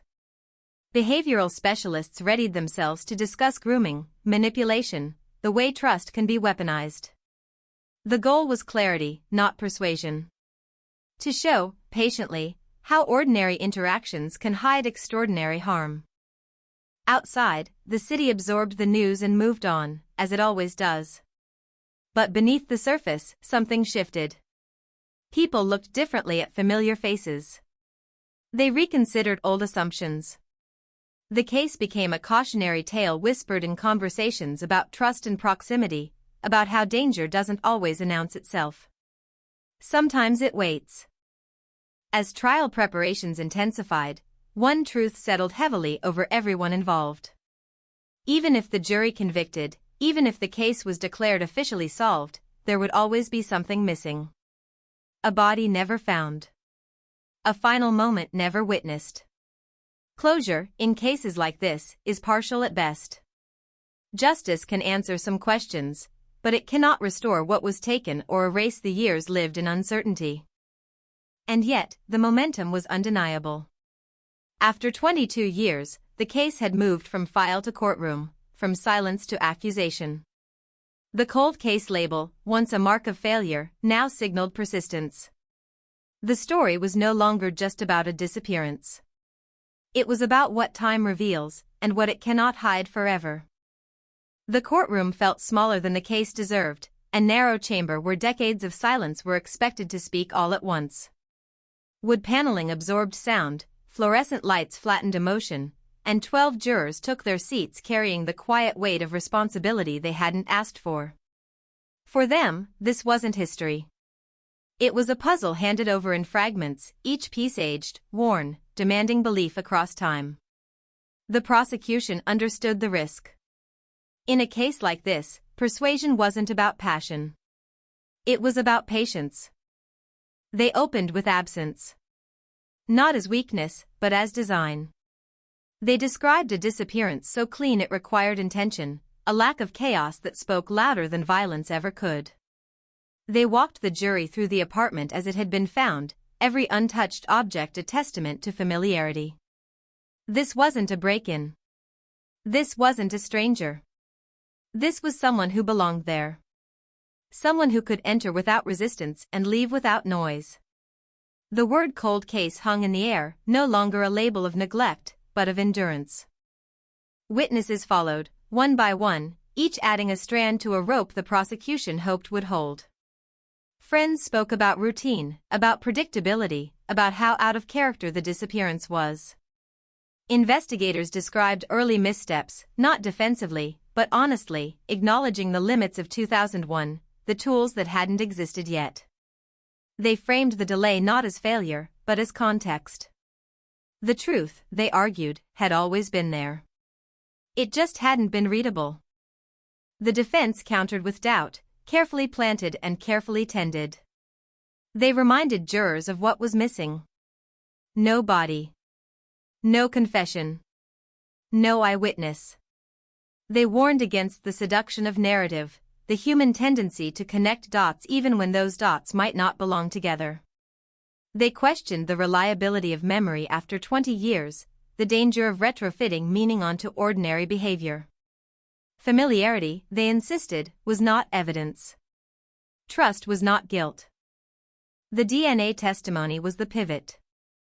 Experts took the stand, translating statistics into language meant to be understood without losing precision. They spoke of partial profiles, of probability, of exclusion. They explained how science had evolved, how evidence once considered inert could now speak. The defense pressed hard, highlighting margins of error, emphasizing what the DNA could not say. The jury listened, pens moving slowly, faces unreadable. Then came behavior. Not motive, not confession, but pattern. The prosecution laid out timelines, pointing to inconsistencies that grew sharper when stacked together. They highlighted his presence after the disappearance, the way he inserted himself into searches, into information flows, into grief. They argued that this wasn't compassion. It was control. The defense objected, framing it as speculation, as hindsight bias. The judge allowed it, with caution. Let the jury decide what weight to give it. The family sat behind the prosecution, silent, eyes fixed forward. They had waited decades for this moment, and now that it had arrived, it felt unreal, almost invasive. Strangers were dissecting a life they had loved, reducing it to exhibits and timelines. Every mention of her name carried a tremor. Every photograph felt like both proof and loss. As the days stretched on, the case grew denser, heavier. Jurors were asked to imagine silence, to accept that violence doesn't always announce itself. They were asked to believe that the absence of evidence was not evidence of absence, but of intention. The prosecution closed by returning to the core question: who had the access, the opportunity, and the ability to make someone disappear without a trace? They didn't say his name loudly. They didn't need to. The defense's closing was sharp, urgent. They spoke of reasonable doubt as a safeguard, not a loophole. They warned that convicting without certainty would replace one tragedy with another. They asked jurors to imagine living under suspicion for decades, to consider the cost of being wrong. Emotion rippled through the room, not as tears, but as tension, thick and unresolved. When deliberations began, the courtroom emptied slowly. The case moved behind closed doors, into a space where no cameras followed, where 12 people would argue quietly over evidence older than some of them. Outside, reporters waited. The city waited. The family waited. And somewhere, the man at the center of it all waited too, facing a future that had narrowed suddenly, dramatically, after 22 years of freedom lived in the shadow of a question that had finally found a voice. No one knew how the jury would decide. Cold cases carry a particular weight, the burden of time pressing on every fact. What was clear, unmistakably, was that the silence that began in 2001 had finally been broken. Whatever the verdict, the story could no longer be ignored. Deliberations stretched on in a way that felt cruelly familiar to everyone who had lived with this case for years. Time, once again, became elastic. Hours passed without word. Then days. Jurors requested transcripts, asked for evidence to be replayed, returned to timelines as if walking a maze they hoped would rearrange itself if traced enough times. Inside that room, the past and present collided repeatedly, facts competing with doubt, probability wrestling with certainty. Outside, the waiting resumed, heavy and exhausting, a ritual the family knew too well. The prosecution could do nothing now but watch. Their case lived or died on how clearly the jury could see intention where there was no body, design where there was no blood. The defense, equally silent, trusted in the power of uncertainty, in the idea that absence would outweigh inference. Cold cases are unforgiving that way. They ask jurors to believe in what isn't there, to accept that silence can be evidence, that restraint can be violence. Not everyone can make that leap. Inside the jury room, discussions circled the same pressure points. Access. Opportunity. Behavior. Science. Some jurors focused on the DNA, seeing in it a modern voice cutting through old fog. Others hesitated, uneasy with probabilities that didn't feel absolute. A few returned repeatedly to the same question: if this was murder, where was the body? It wasn't skepticism born of malice, but of caution, the kind the justice system depends on. And yet, every time that question surfaced, another followed close behind. If not him, then who? The defense's narrative gained traction with some, not because it was compelling, but because it was simpler. No body meant no crime proven beyond doubt. Familiarity meant nothing. Behavior could be misread. Time corrupted memory. The prosecution's narrative, by contrast, required synthesis. It required seeing the pattern rather than the parts, trusting that the convergence of evidence meant more than any single piece alone. It asked jurors to accept that some crimes are designed to look like nothing at all. When the jury returned to the courtroom for clarification, the air shifted. Faces were drawn. Voices careful. The judge answered questions about legal standards, about what constituted reasonable doubt, about how to weigh circumstantial evidence. No guidance on facts. No hint of direction. Just the reminder that the decision belonged entirely to them. The family watched closely, searching for signs in posture and expression, trying to read the future in strangers' faces. Hope rose and fell with every movement. 22 years of waiting had taught them not to trust momentum, not to assume progress meant resolution. They knew better than anyone how easily certainty could slip away. The defendant sat still, eyes forward, composed in a way that had become familiar. If fear was there, it stayed hidden. This was not his first time waiting. He had lived with the possibility of this moment for decades, shaping his life around it, building a normalcy that could withstand scrutiny. Whatever the verdict, that normalcy was already gone. The question now was whether it would be replaced with accountability. When deliberations resumed, the jury moved faster, conversations sharpened by exhaustion and urgency. Lines were drawn, then redrawn. Some jurors shifted. Others held firm. The debate narrowed to a single axis.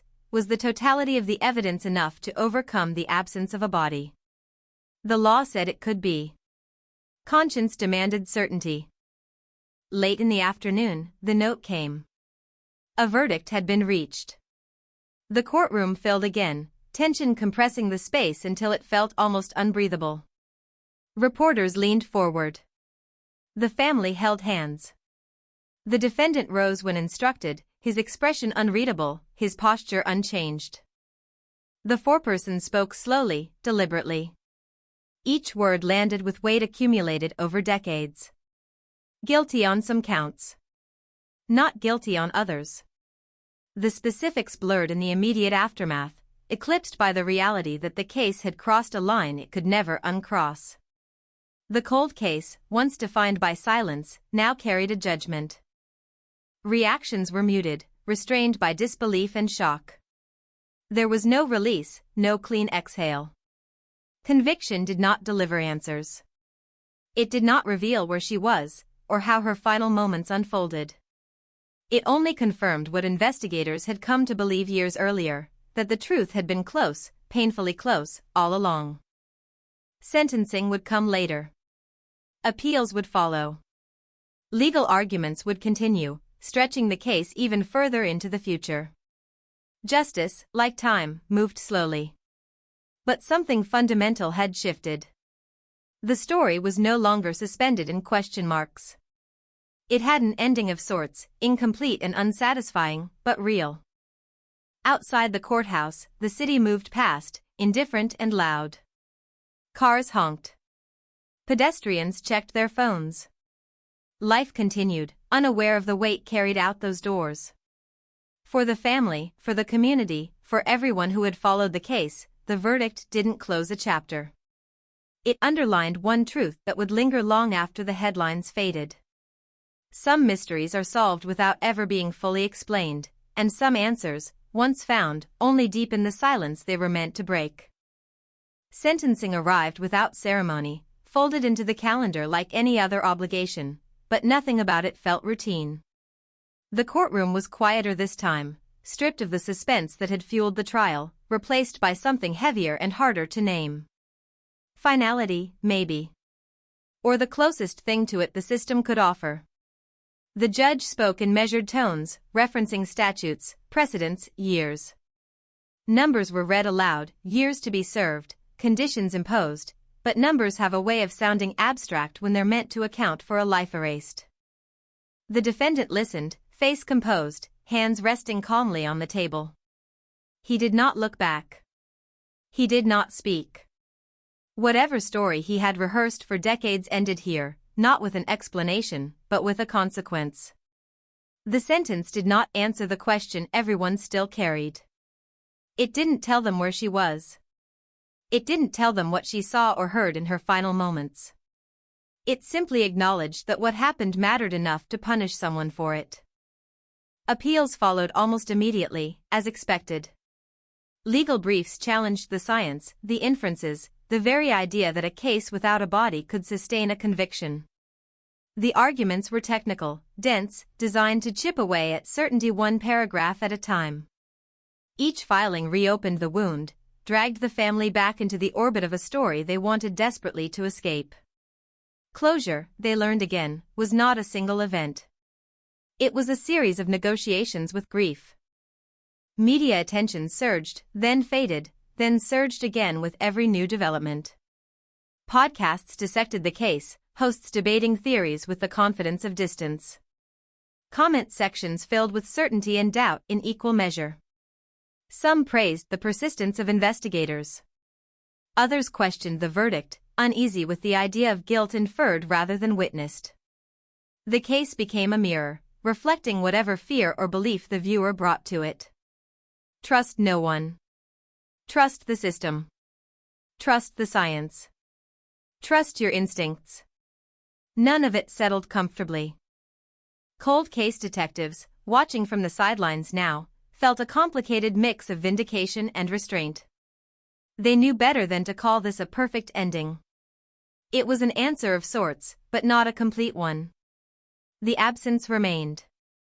Somewhere, a place existed that no one could point to, no map could mark. The geography of loss was unchanged. The conviction hadn't filled that void. It had only framed it. The family returned home to quiet houses and unanswered questions. They sorted through old photographs again, not for evidence now, but for memory. Birthdays marked by absence. Holidays rearranged around loss. The verdict didn't restore what had been taken, but it shifted the weight slightly, turning suspicion into something solid enough to stand on. They spoke her name more freely, less cautiously, as if the truth, however incomplete, had given them permission to remember without hesitation. Years after the trial, the case continued to surface in unexpected ways. Training seminars for detectives. Law school hypotheticals. A reference point for discussions about circumstantial evidence and evolving forensic science. It became a lesson, not just about persistence, but about humility, about how long the truth can hide, and how easily it can be overlooked when it wears a familiar face. The city itself bore no visible scars. Buildings changed hands. Streets were repaved. New tenants moved into old apartments unaware of what had once unfolded there. New York is generous that way, offering anonymity to grief as readily as it offers opportunity. And yet, beneath the noise, the case lingered, part of the city's unseen history, another story folded into its endless layers. Every so often, someone would ask the question that never went away. Where is she? Investigators had theories, educated guesses shaped by movement patterns and opportunity, but nothing provable. Searches were conducted discreetly over the years, tips followed, areas revisited. Nothing surfaced. The silence held. In the end, the case resisted a clean conclusion. It refused to resolve into a single, satisfying truth. Instead, it settled into something more uncomfortable, more human. A reminder that justice can arrive without clarity, that answers can exist without explanations, that some stories end not with revelation, but with acceptance of what will never be fully known. The cold case was marked as solved in official records, the file closed, the box returned to storage. But for those who lived it, followed it, waded through it, the story remained open in a different way. Not as a mystery to be solved, but as an absence to be carried. And in that absence, the city kept breathing, loud and indifferent, while somewhere beneath the noise, a question continued to echo, unanswered, unanswerable, and impossible to forget. Time did what it always does after a verdict, it thinned the crowd but deepened the echo. Appeals were argued in quieter rooms, far from cameras, where language mattered more than emotion and precedent outweighed pain. Judges reviewed transcripts line by line, parsing decisions made years earlier, measuring science against statute, weighing whether the accumulation of inference had crossed the legal threshold it claimed. Some motions were denied. Others lingered. The machinery of justice kept turning, methodical and impersonal, indifferent to how long the story had already lasted. For the family, each ruling landed like a tremor. Not an earthquake, not relief, just movement, enough to remind them the ground was never fully stable. They learned to live between updates, between headlines, between the possibility that something could still change and the reality that most things would not. The conviction stood, but certainty remained elusive. No confession followed. No map was drawn. The past kept its secrets. Investigators, now mostly observers, watched the case transform into doctrine. It appeared in training manuals as an example of patience, of restraint, of how proximity can masquerade as protection. Younger detectives studied it with clinical interest, noting what was done right, what was done late, what was missed entirely. The lesson wasn't that technology saves everything. It was that people decide what they're willing to see, and when. Trust delays suspicion. Familiarity dulls instinct. Time doesn't reveal truth on its own, it only makes room for it. The defendant adjusted to a life measured in routines he didn't control. Appeals came and went. Years passed. The public image of the case flattened into a headline memory, a solved cold case filed away with others like it. But inside prison walls, time stretched differently, slower, heavier. He maintained his silence. No final statement. No explanation offered for mercy or clarity. Whatever he carried stayed with him, sealed by choice or necessity. Silence, after all, had worked once. Outside, the apartment where it began changed hands again. Walls repainted. Floors replaced. New tenants filled the space with new sounds, unaware of the quiet that once defined it. Cities are efficient that way, recycling space without ceremony. The block looked the same to anyone passing through, but for those who knew, it felt altered, marked by something invisible. Places remember, even when people don't. Occasionally, a tip surfaced. A rumor. A supposed sighting. A late confession whispered secondhand. Detectives followed each one with professional caution, reopening old maps, reviewing old data. Nothing held. The geography of the disappearance remained a blank space, an absence no amount of scrutiny could fill. The city had kept what it was given. Public interest flared again with anniversaries, with documentaries, with podcasts that framed the story anew for audiences too young to remember 2001. Each retelling emphasized different elements, science, betrayal, patience, but all circled the same center. How could something so devastating happen so quietly? How could the answer sit so close for so long? The case endured not because it was exceptional, but because it was plausible. That was its true horror. For the family, remembrance became an act of defiance. They marked birthdays. They spoke her name in rooms where it once felt dangerous to do so. They refused the idea that resolution required completeness. The verdict didn't give them back what they lost, but it gave shape to the loss, edges they could finally touch without fear of denial. Grief didn't end. It evolved. In official records, the file remained closed, stamped and catalogued. Solved. Charged. Convicted. A neat conclusion that fit within databases and annual reports. But the reality resisted compression. This wasn't a story with a final reveal. It was a long unraveling, a reminder that justice can be partial, that truth can arrive late and still leave questions behind.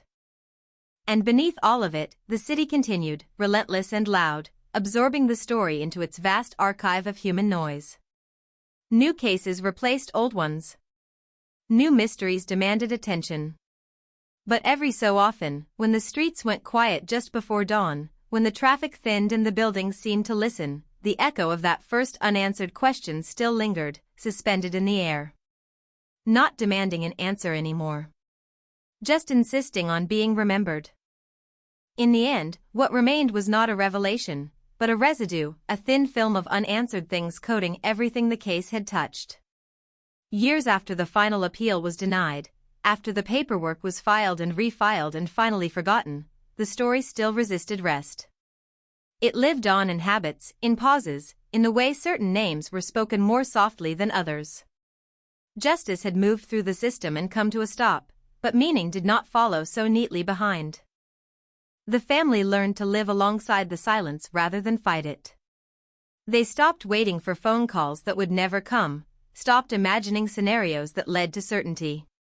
Instead, they carried memory forward, imperfect but intact. They told stories about who she was, not how she disappeared. Laughter returned to conversations where it once felt forbidden. Grief, reshaped by time, became less sharp, though no less present. The case had taken enough from them. They refused to let it take her humanity too. For investigators who had spent years circling the same questions, the resolution felt incomplete but necessary. They understood something the headlines never could: solving a cold case doesn't mean warming it until everything melts into clarity. Sometimes it means drawing a boundary around what can be known and refusing to let uncertainty erase accountability. The absence of a body no longer defined failure. It defined the crime itself.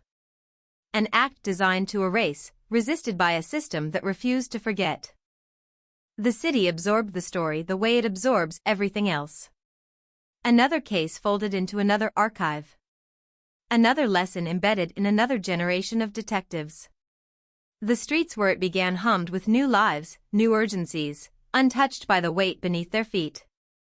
But cities, like people, carry layers. And somewhere beneath the noise, beneath the constant motion, the echo of that disappearance still existed, not as a warning, but as a reminder. True crime audiences would continue to debate it, to argue guilt and doubt with the comfort of distance. Some would call it justice delayed. Others would call it justice compromised. Both would miss the point. This story was never about satisfaction. It was about endurance. About how long a question can survive without an answer. About how close danger can sit to trust, unnoticed, unchallenged, until time itself becomes the witness. The phrase cold case would always trail this story, even after it was marked solved. Not because it lacked a verdict, but because it carried a chill that never fully lifted. A sense that something essential was still missing, somewhere beyond reach. That the truth, while named, had not been completely seen. And so the story ends the way it began. Not with certainty, not with peace, but with quiet. A city breathing. An apartment filled with different voices. A file closed in a cabinet that will eventually be cleared to make room for new questions. Somewhere, a memory held carefully, defiantly, against the erosion of time. No final image. No last revelation. Just the knowledge that some disappearances do not end when the gavel falls, that some answers arrive without closure, and that some stories, once told, continue to linger in the silence that follows, asking nothing, explaining nothing, and refusing, always, to be forgotten. There was never supposed to be a part 12. In the official record, the story had already ended. The case number was stamped closed, the evidence boxed, the narrative reduced to a few rigid lines in a database that would never capture the weight of what had unfolded. But stories like this don't obey paperwork. They continue in the margins, in the aftershocks, in the subtle ways a community learns what it can no longer unsee. In the months that followed, small details began to feel louder than verdicts. A neighbor realized that a sound once dismissed as nothing, a door closing too late, footsteps on stairs that should have been empty, now carried a different meaning. A former classmate replayed a conversation from years ago, an offhand remark that suddenly felt loaded, rehearsed, wrong. Memory became unstable, rearranging itself under the pressure of hindsight. Everyone wondered what they had missed, and whether missing it had been inevitable. The accused faded from public view, but not from imagination. Photographs circulated online, frozen expressions dissected by strangers searching for tells, for signs that evil had been hiding in plain sight. Some swore they could see it now, etched in the eyes, in the posture, in the smile that lingered half a second too long. Others pushed back, uneasy with how quickly certainty could be manufactured after the fact. The truth, once revealed, had made everyone a suspect of their own judgment. The investigators moved on to other cases, but this one followed them. It surfaced in training rooms and late-night conversations, in the quiet moments when experience outweighed protocol. They spoke about it not as a triumph, but as a warning. About time. About patience. About the danger of assuming that silence means nothing is happening. They knew now that a cold case isn't dormant, it's waiting, accumulating weight, pressing outward until something finally gives. For the family, the calendar lost its authority. Anniversaries blurred. Dates that once marked progress or hope now passed without ceremony. What mattered instead were moments, a familiar song on the radio, a stranger who shared her laugh, a dream that felt too real to dismiss. They learned that closure is not a door that slams shut, but a window left cracked, letting air in slowly, unevenly. Enough to breathe. Never enough to forget. The city, indifferent but complicit, continued to reinvent itself. Buildings rose where old ones had stood. Streets were renamed. The physical landscape changed so completely that newcomers would never know what had happened there, what absence had once occupied those coordinates. But beneath the asphalt and steel, the past remained intact. Cities don't erase history, they bury it, layer by layer, trusting that weight will do the rest. Every so often, the case resurfaced in the media. A documentary teaser. A podcast episode. A headline recycling the same words, cold case, solved, decades later. Each retelling smoothed the edges a little more, shaping the story into something consumable, something that fit neatly into an hour-long format. But the people who lived it knew better. They knew the story wasn't neat. It was jagged, unresolved in ways no runtime could accommodate. And then there was the question no one liked to ask out loud. Not whether justice had been served, but whether it had arrived too late to matter in the way people imagine it should. Time had altered everything: evidence, memory, relationships, even the meaning of guilt. Accountability had been established, yes. But time had already taken its own sentence from everyone involved, quietly, relentlessly, without appeal. In the end, the cold case didn't teach anyone how to feel safe. It taught them how fragile certainty really is. How easily trust can be misplaced. How disappearance isn't always sudden, it can be incremental, happening in overlooked moments, in assumptions left unchallenged. It taught them that some crimes are designed not just to harm, but to haunt, to stretch their impact across decades. So the story continues, not as an active investigation, not as a headline, but as a presence. A low hum beneath daily life. A reminder that resolution and understanding are not the same thing. That answers can exist without relief. That some truths, once uncovered, don't heal, they simply change the shape of the wound. And somewhere in New York, amid the noise and the motion, the legacy of that cold case endures. Not in files or courtrooms, but in awareness. In the way people hesitate before dismissing the strange, the quiet, the almost forgotten. In the knowledge that even after decades, the past can still reach forward, tap a shoulder, and remind the present that it was never really finished at all. By the time people stopped arguing about what had happened, they had already started arguing about what it meant. That was the quieter afterlife of the case, the phase no one prepares for, when facts harden but interpretation stays fluid. The city talked in fragments. In barrooms and comment sections, on late-night radio and half-listened to podcasts, the story fractured into angles and theories. Not about who did it anymore, but about how something like it could exist for so long without collapsing under its own weight. Some said the case proved the system worked, eventually. Others said it proved the opposite, that time, not justice, had done most of the work. That decay, chance, and persistence had aligned just long enough to force an outcome. The truth sat somewhere in between, uncomfortable and unmoving. Systems don't feel guilt. They don't feel relief either. They process. They record. They wait. For those closest to the center, waiting had become second nature. They had learned how to carry unanswered questions without letting them dominate every room. But the questions never vanished. They simply changed shape. Instead of asking why it happened, they asked what could have stopped it. Instead of asking who failed, they asked how many times they themselves had ignored something because it felt easier to do so. The old apartment was renovated years ago.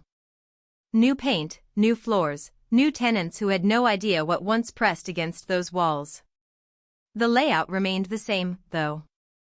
The light still fell through the windows at the same angles in the late afternoon. If you stood there long enough, quiet enough, you could almost feel the residue of another life intersecting briefly with your own. Not a ghost. Just a reminder that space remembers even when people don't. Investigators sometimes return to the file in their minds, replaying it the way a musician replays a flawed performance, wondering where the tempo slipped. They knew better than to romanticize it. There were no cinematic breakthroughs, no single clue that should have screamed louder. Just a collection of small, human decisions made under pressure, guided by the information available at the time. The case didn't break because someone was brilliant. It broke because someone, decades later, refused to stop asking. That persistence came at a cost. Careers bent around it.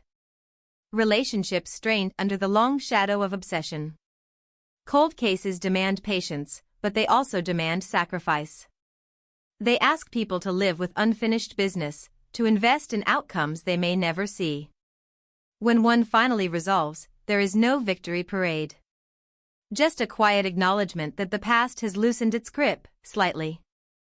The name of the victim still surfaced now and then, usually mispronounced, usually followed by a pause. People didn't know what to say after it. Sorry felt inadequate. Shock felt performative. Silence, once again, became the default. But this silence was different. It wasn't the absence of attention. It was the presence of respect, heavy and deliberate. New York kept moving, as it always does. Trains rattled through tunnels built before anyone involved in the case was born. Sirens cut through nights filled with unrelated emergencies. The city had learned long ago how to absorb tragedy without stopping. It doesn't forget, it just refuses to slow down for grief. That refusal can look like cruelty, but it's also survival. A metropolis cannot mourn every loss the way a family does. It would collapse under the weight.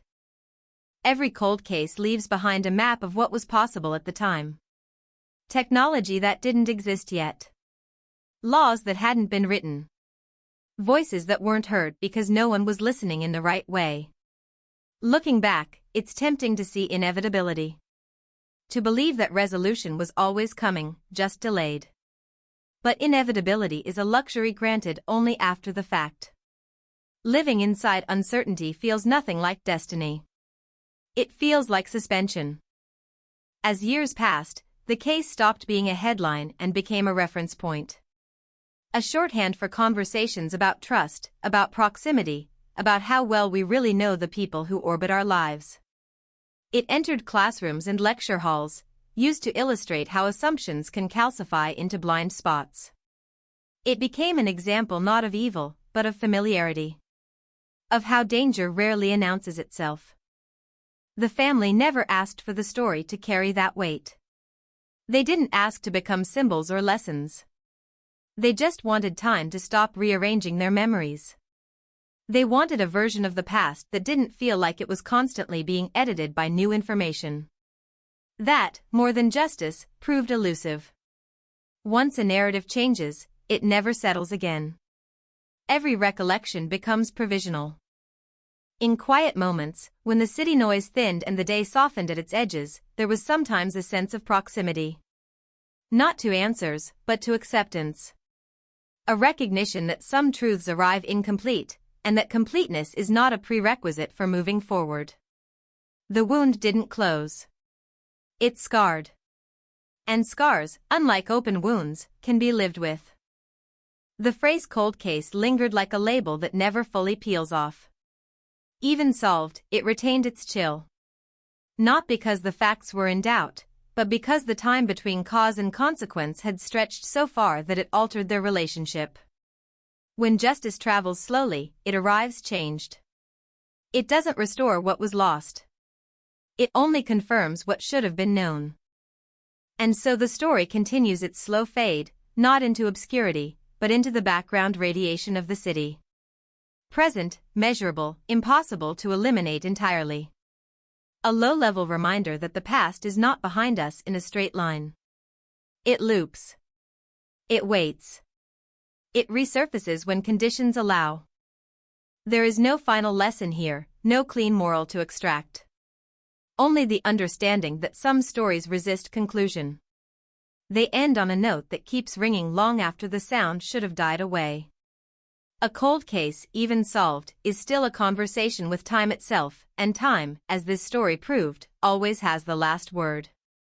By the time the echoes finally began to thin, what remained was not clarity but a strange familiarity. The case had lived so long in public consciousness that its absence now felt unnatural, like a sound that had stopped abruptly, leaving behind a pressure in the ears. People didn't miss the mystery. They missed the vigilance it had forced upon them, the uneasy awareness that something unresolved was still watching from the edges of ordinary life. In private moments, those who had followed the case closely noticed how it had altered their instincts. They listened differently to stories of disappearance. They hesitated before dismissing coincidences. They paid closer attention to the quiet people in the room, the ones who hovered just outside the spotlight. The cold case had trained them without their consent, rewiring how they understood risk, trust, and time. For the family, life continued in measured steps. Not forward, not backward, but outward. The circle widened slowly, carefully, as they allowed new memories to coexist with old ones. They learned that grief does not demand exclusivity. That it is possible to hold joy without betrayal, laughter without erasure. The absence never shrank, but it stopped expanding. That, in its own way, felt like mercy. There were moments when anger resurfaced, sharp and uninvited.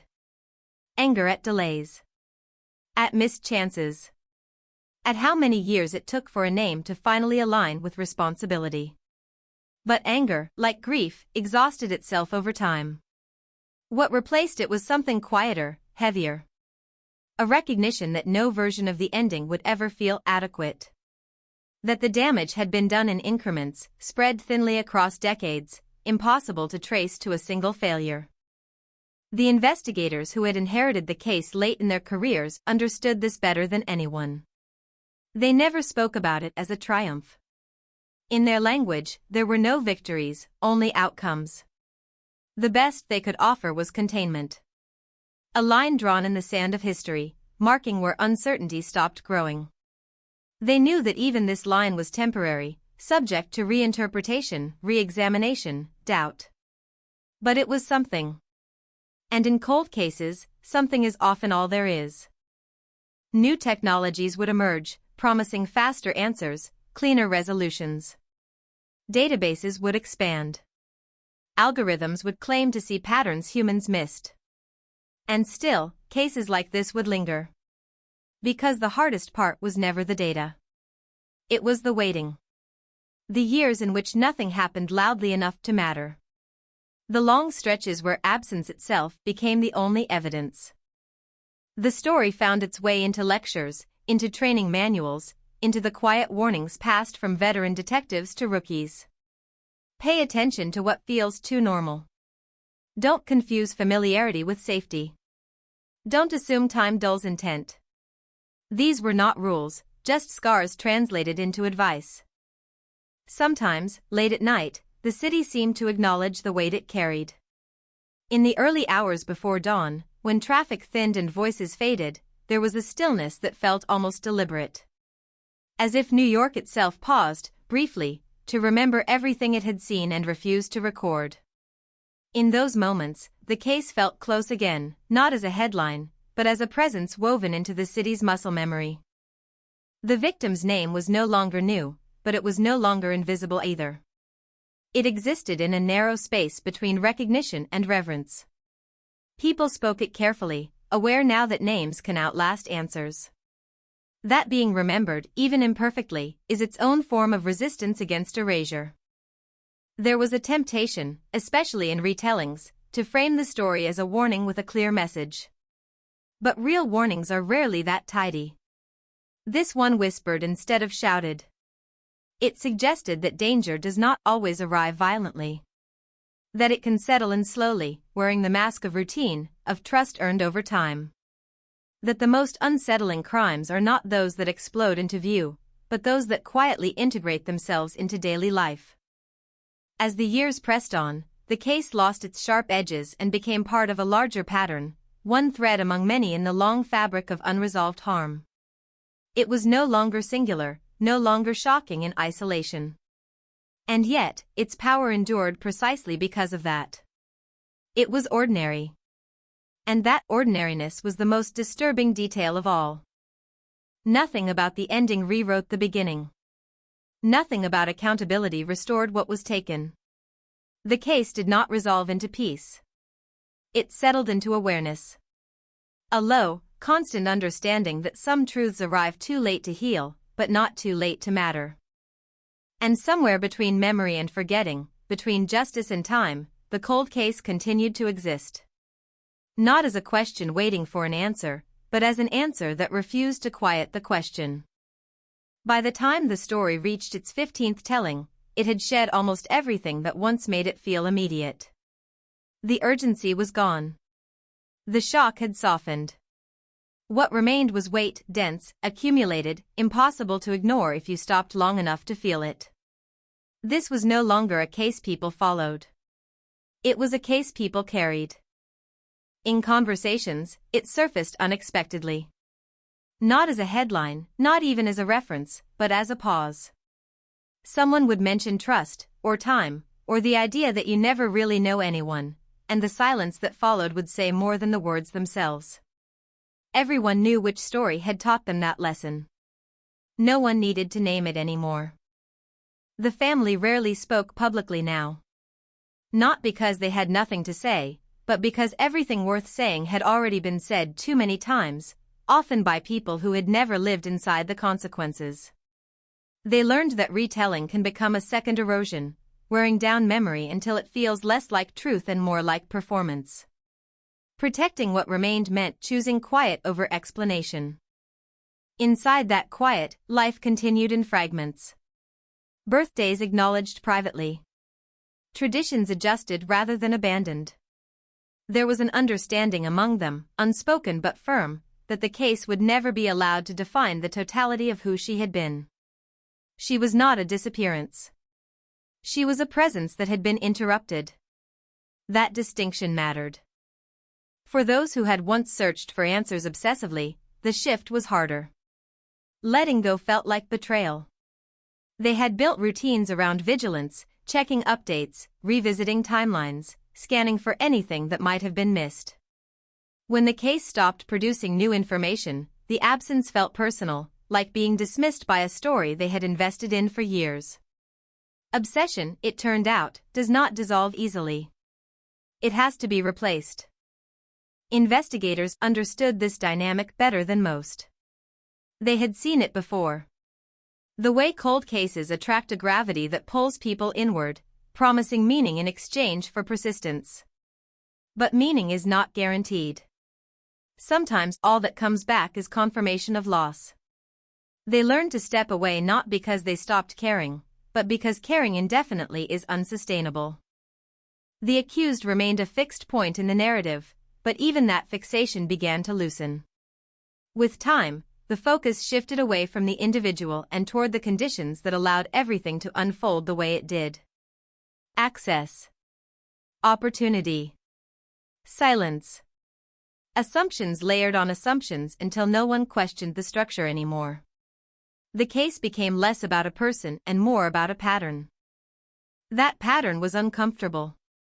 It suggested that the most dangerous element was not malice alone, but normalcy. The way routines dull attention. The way familiarity lowers defenses. The way communities often trust proximity more than evidence. These were not dramatic revelations. They were mundane. And that mundanity was precisely what made them difficult to confront. The city offered no commentary. It never does. It simply continued, absorbing the case into its vast archive of unresolved human stories. Somewhere, a file sat untouched for months at a time, its relevance dormant but intact. The city did not need to remember actively. It remembered structurally, in systems shaped by past failures, in protocols written because something once went wrong. At night, when the pace slowed and the distance between moments stretched, the case sometimes felt closer. Not louder. Just nearer. Like a pressure change before weather shifts. A reminder that resolution does not erase impact. That knowing what happened does not undo the years spent not knowing. People spoke less about justice now and more about cost. What it took to sustain hope across decades. What it took to keep asking when answers seemed unreachable. What it took to accept that some conclusions arrive stripped of satisfaction. These were not questions with clean responses. They lingered, unresolved, much like the case itself had for so long. There was a time when everyone involved believed that an ending would change everything. That clarity would bring relief. That naming responsibility would quiet the noise. By this point, that belief had worn thin. Endings, it turned out, are rarely transformative. They are administrative. Emotional reality moves at a different speed. And so the cold case, even in its later life, continued to teach the same lesson, quietly, relentlessly. That time does not heal by default. That truth is not synonymous with peace. That some stories do not conclude, they simply stop unfolding in public, while privately, they continue to shape the people who lived inside them. Nothing dramatic marked this stage. No revelations. No final turn. Just a gradual settling, like dust after a long collapse. The air clearer, perhaps, but the outlines of what fell still visible, etched into memory, refusing to disappear. By the 16th telling, the story no longer felt like something that happened in the past. It felt like a condition. A state that lingered, subtle but persistent, shaping perception without announcing itself. The case had stopped asking to be remembered. It simply assumed its place, embedded in the way people measured doubt, in the way certainty was handled with more care than before. Those who once spoke with confidence now spoke with qualifiers. They had learned that timelines lie by omission, that memory edits itself without permission, that truth can survive for decades without being visible. The cold case had trained them to distrust clean narratives. To look for what was missing rather than what was presented. To listen for hesitation instead of volume. The family existed in a parallel rhythm. Their lives no longer synced with anniversaries or legal milestones. Those dates had lost their authority. What mattered were the small calibrations of daily living, how to carry absence without letting it tip everything over, how to acknowledge loss without rehearsing it. They understood something few others did, that survival after resolution requires a different kind of strength than survival during uncertainty. There were days when the name resurfaced unexpectedly, spoken by someone who had just discovered the story, eyes wide with late-arriving shock. The family met those moments with practiced restraint. They had learned that first reactions belonged to the listener, not to them. They had lived with the truth long enough to know that astonishment fades quickly. Consequences do not. The investigators who had once chased the case now referenced it less often. Not because it mattered less, but because it had already delivered what it was capable of giving. They carried it quietly, as one carries an old injury that no longer aches but never quite disappears. It informed their instincts. It slowed their certainty. It reminded them that persistence is not heroic, it is necessary. In training rooms, the case became a cautionary absence. Not a story told in full, but a silhouette used to frame discussion. What happens when familiarity masks threat? What happens when time is mistaken for safety? What happens when waiting becomes policy? The answers were never final.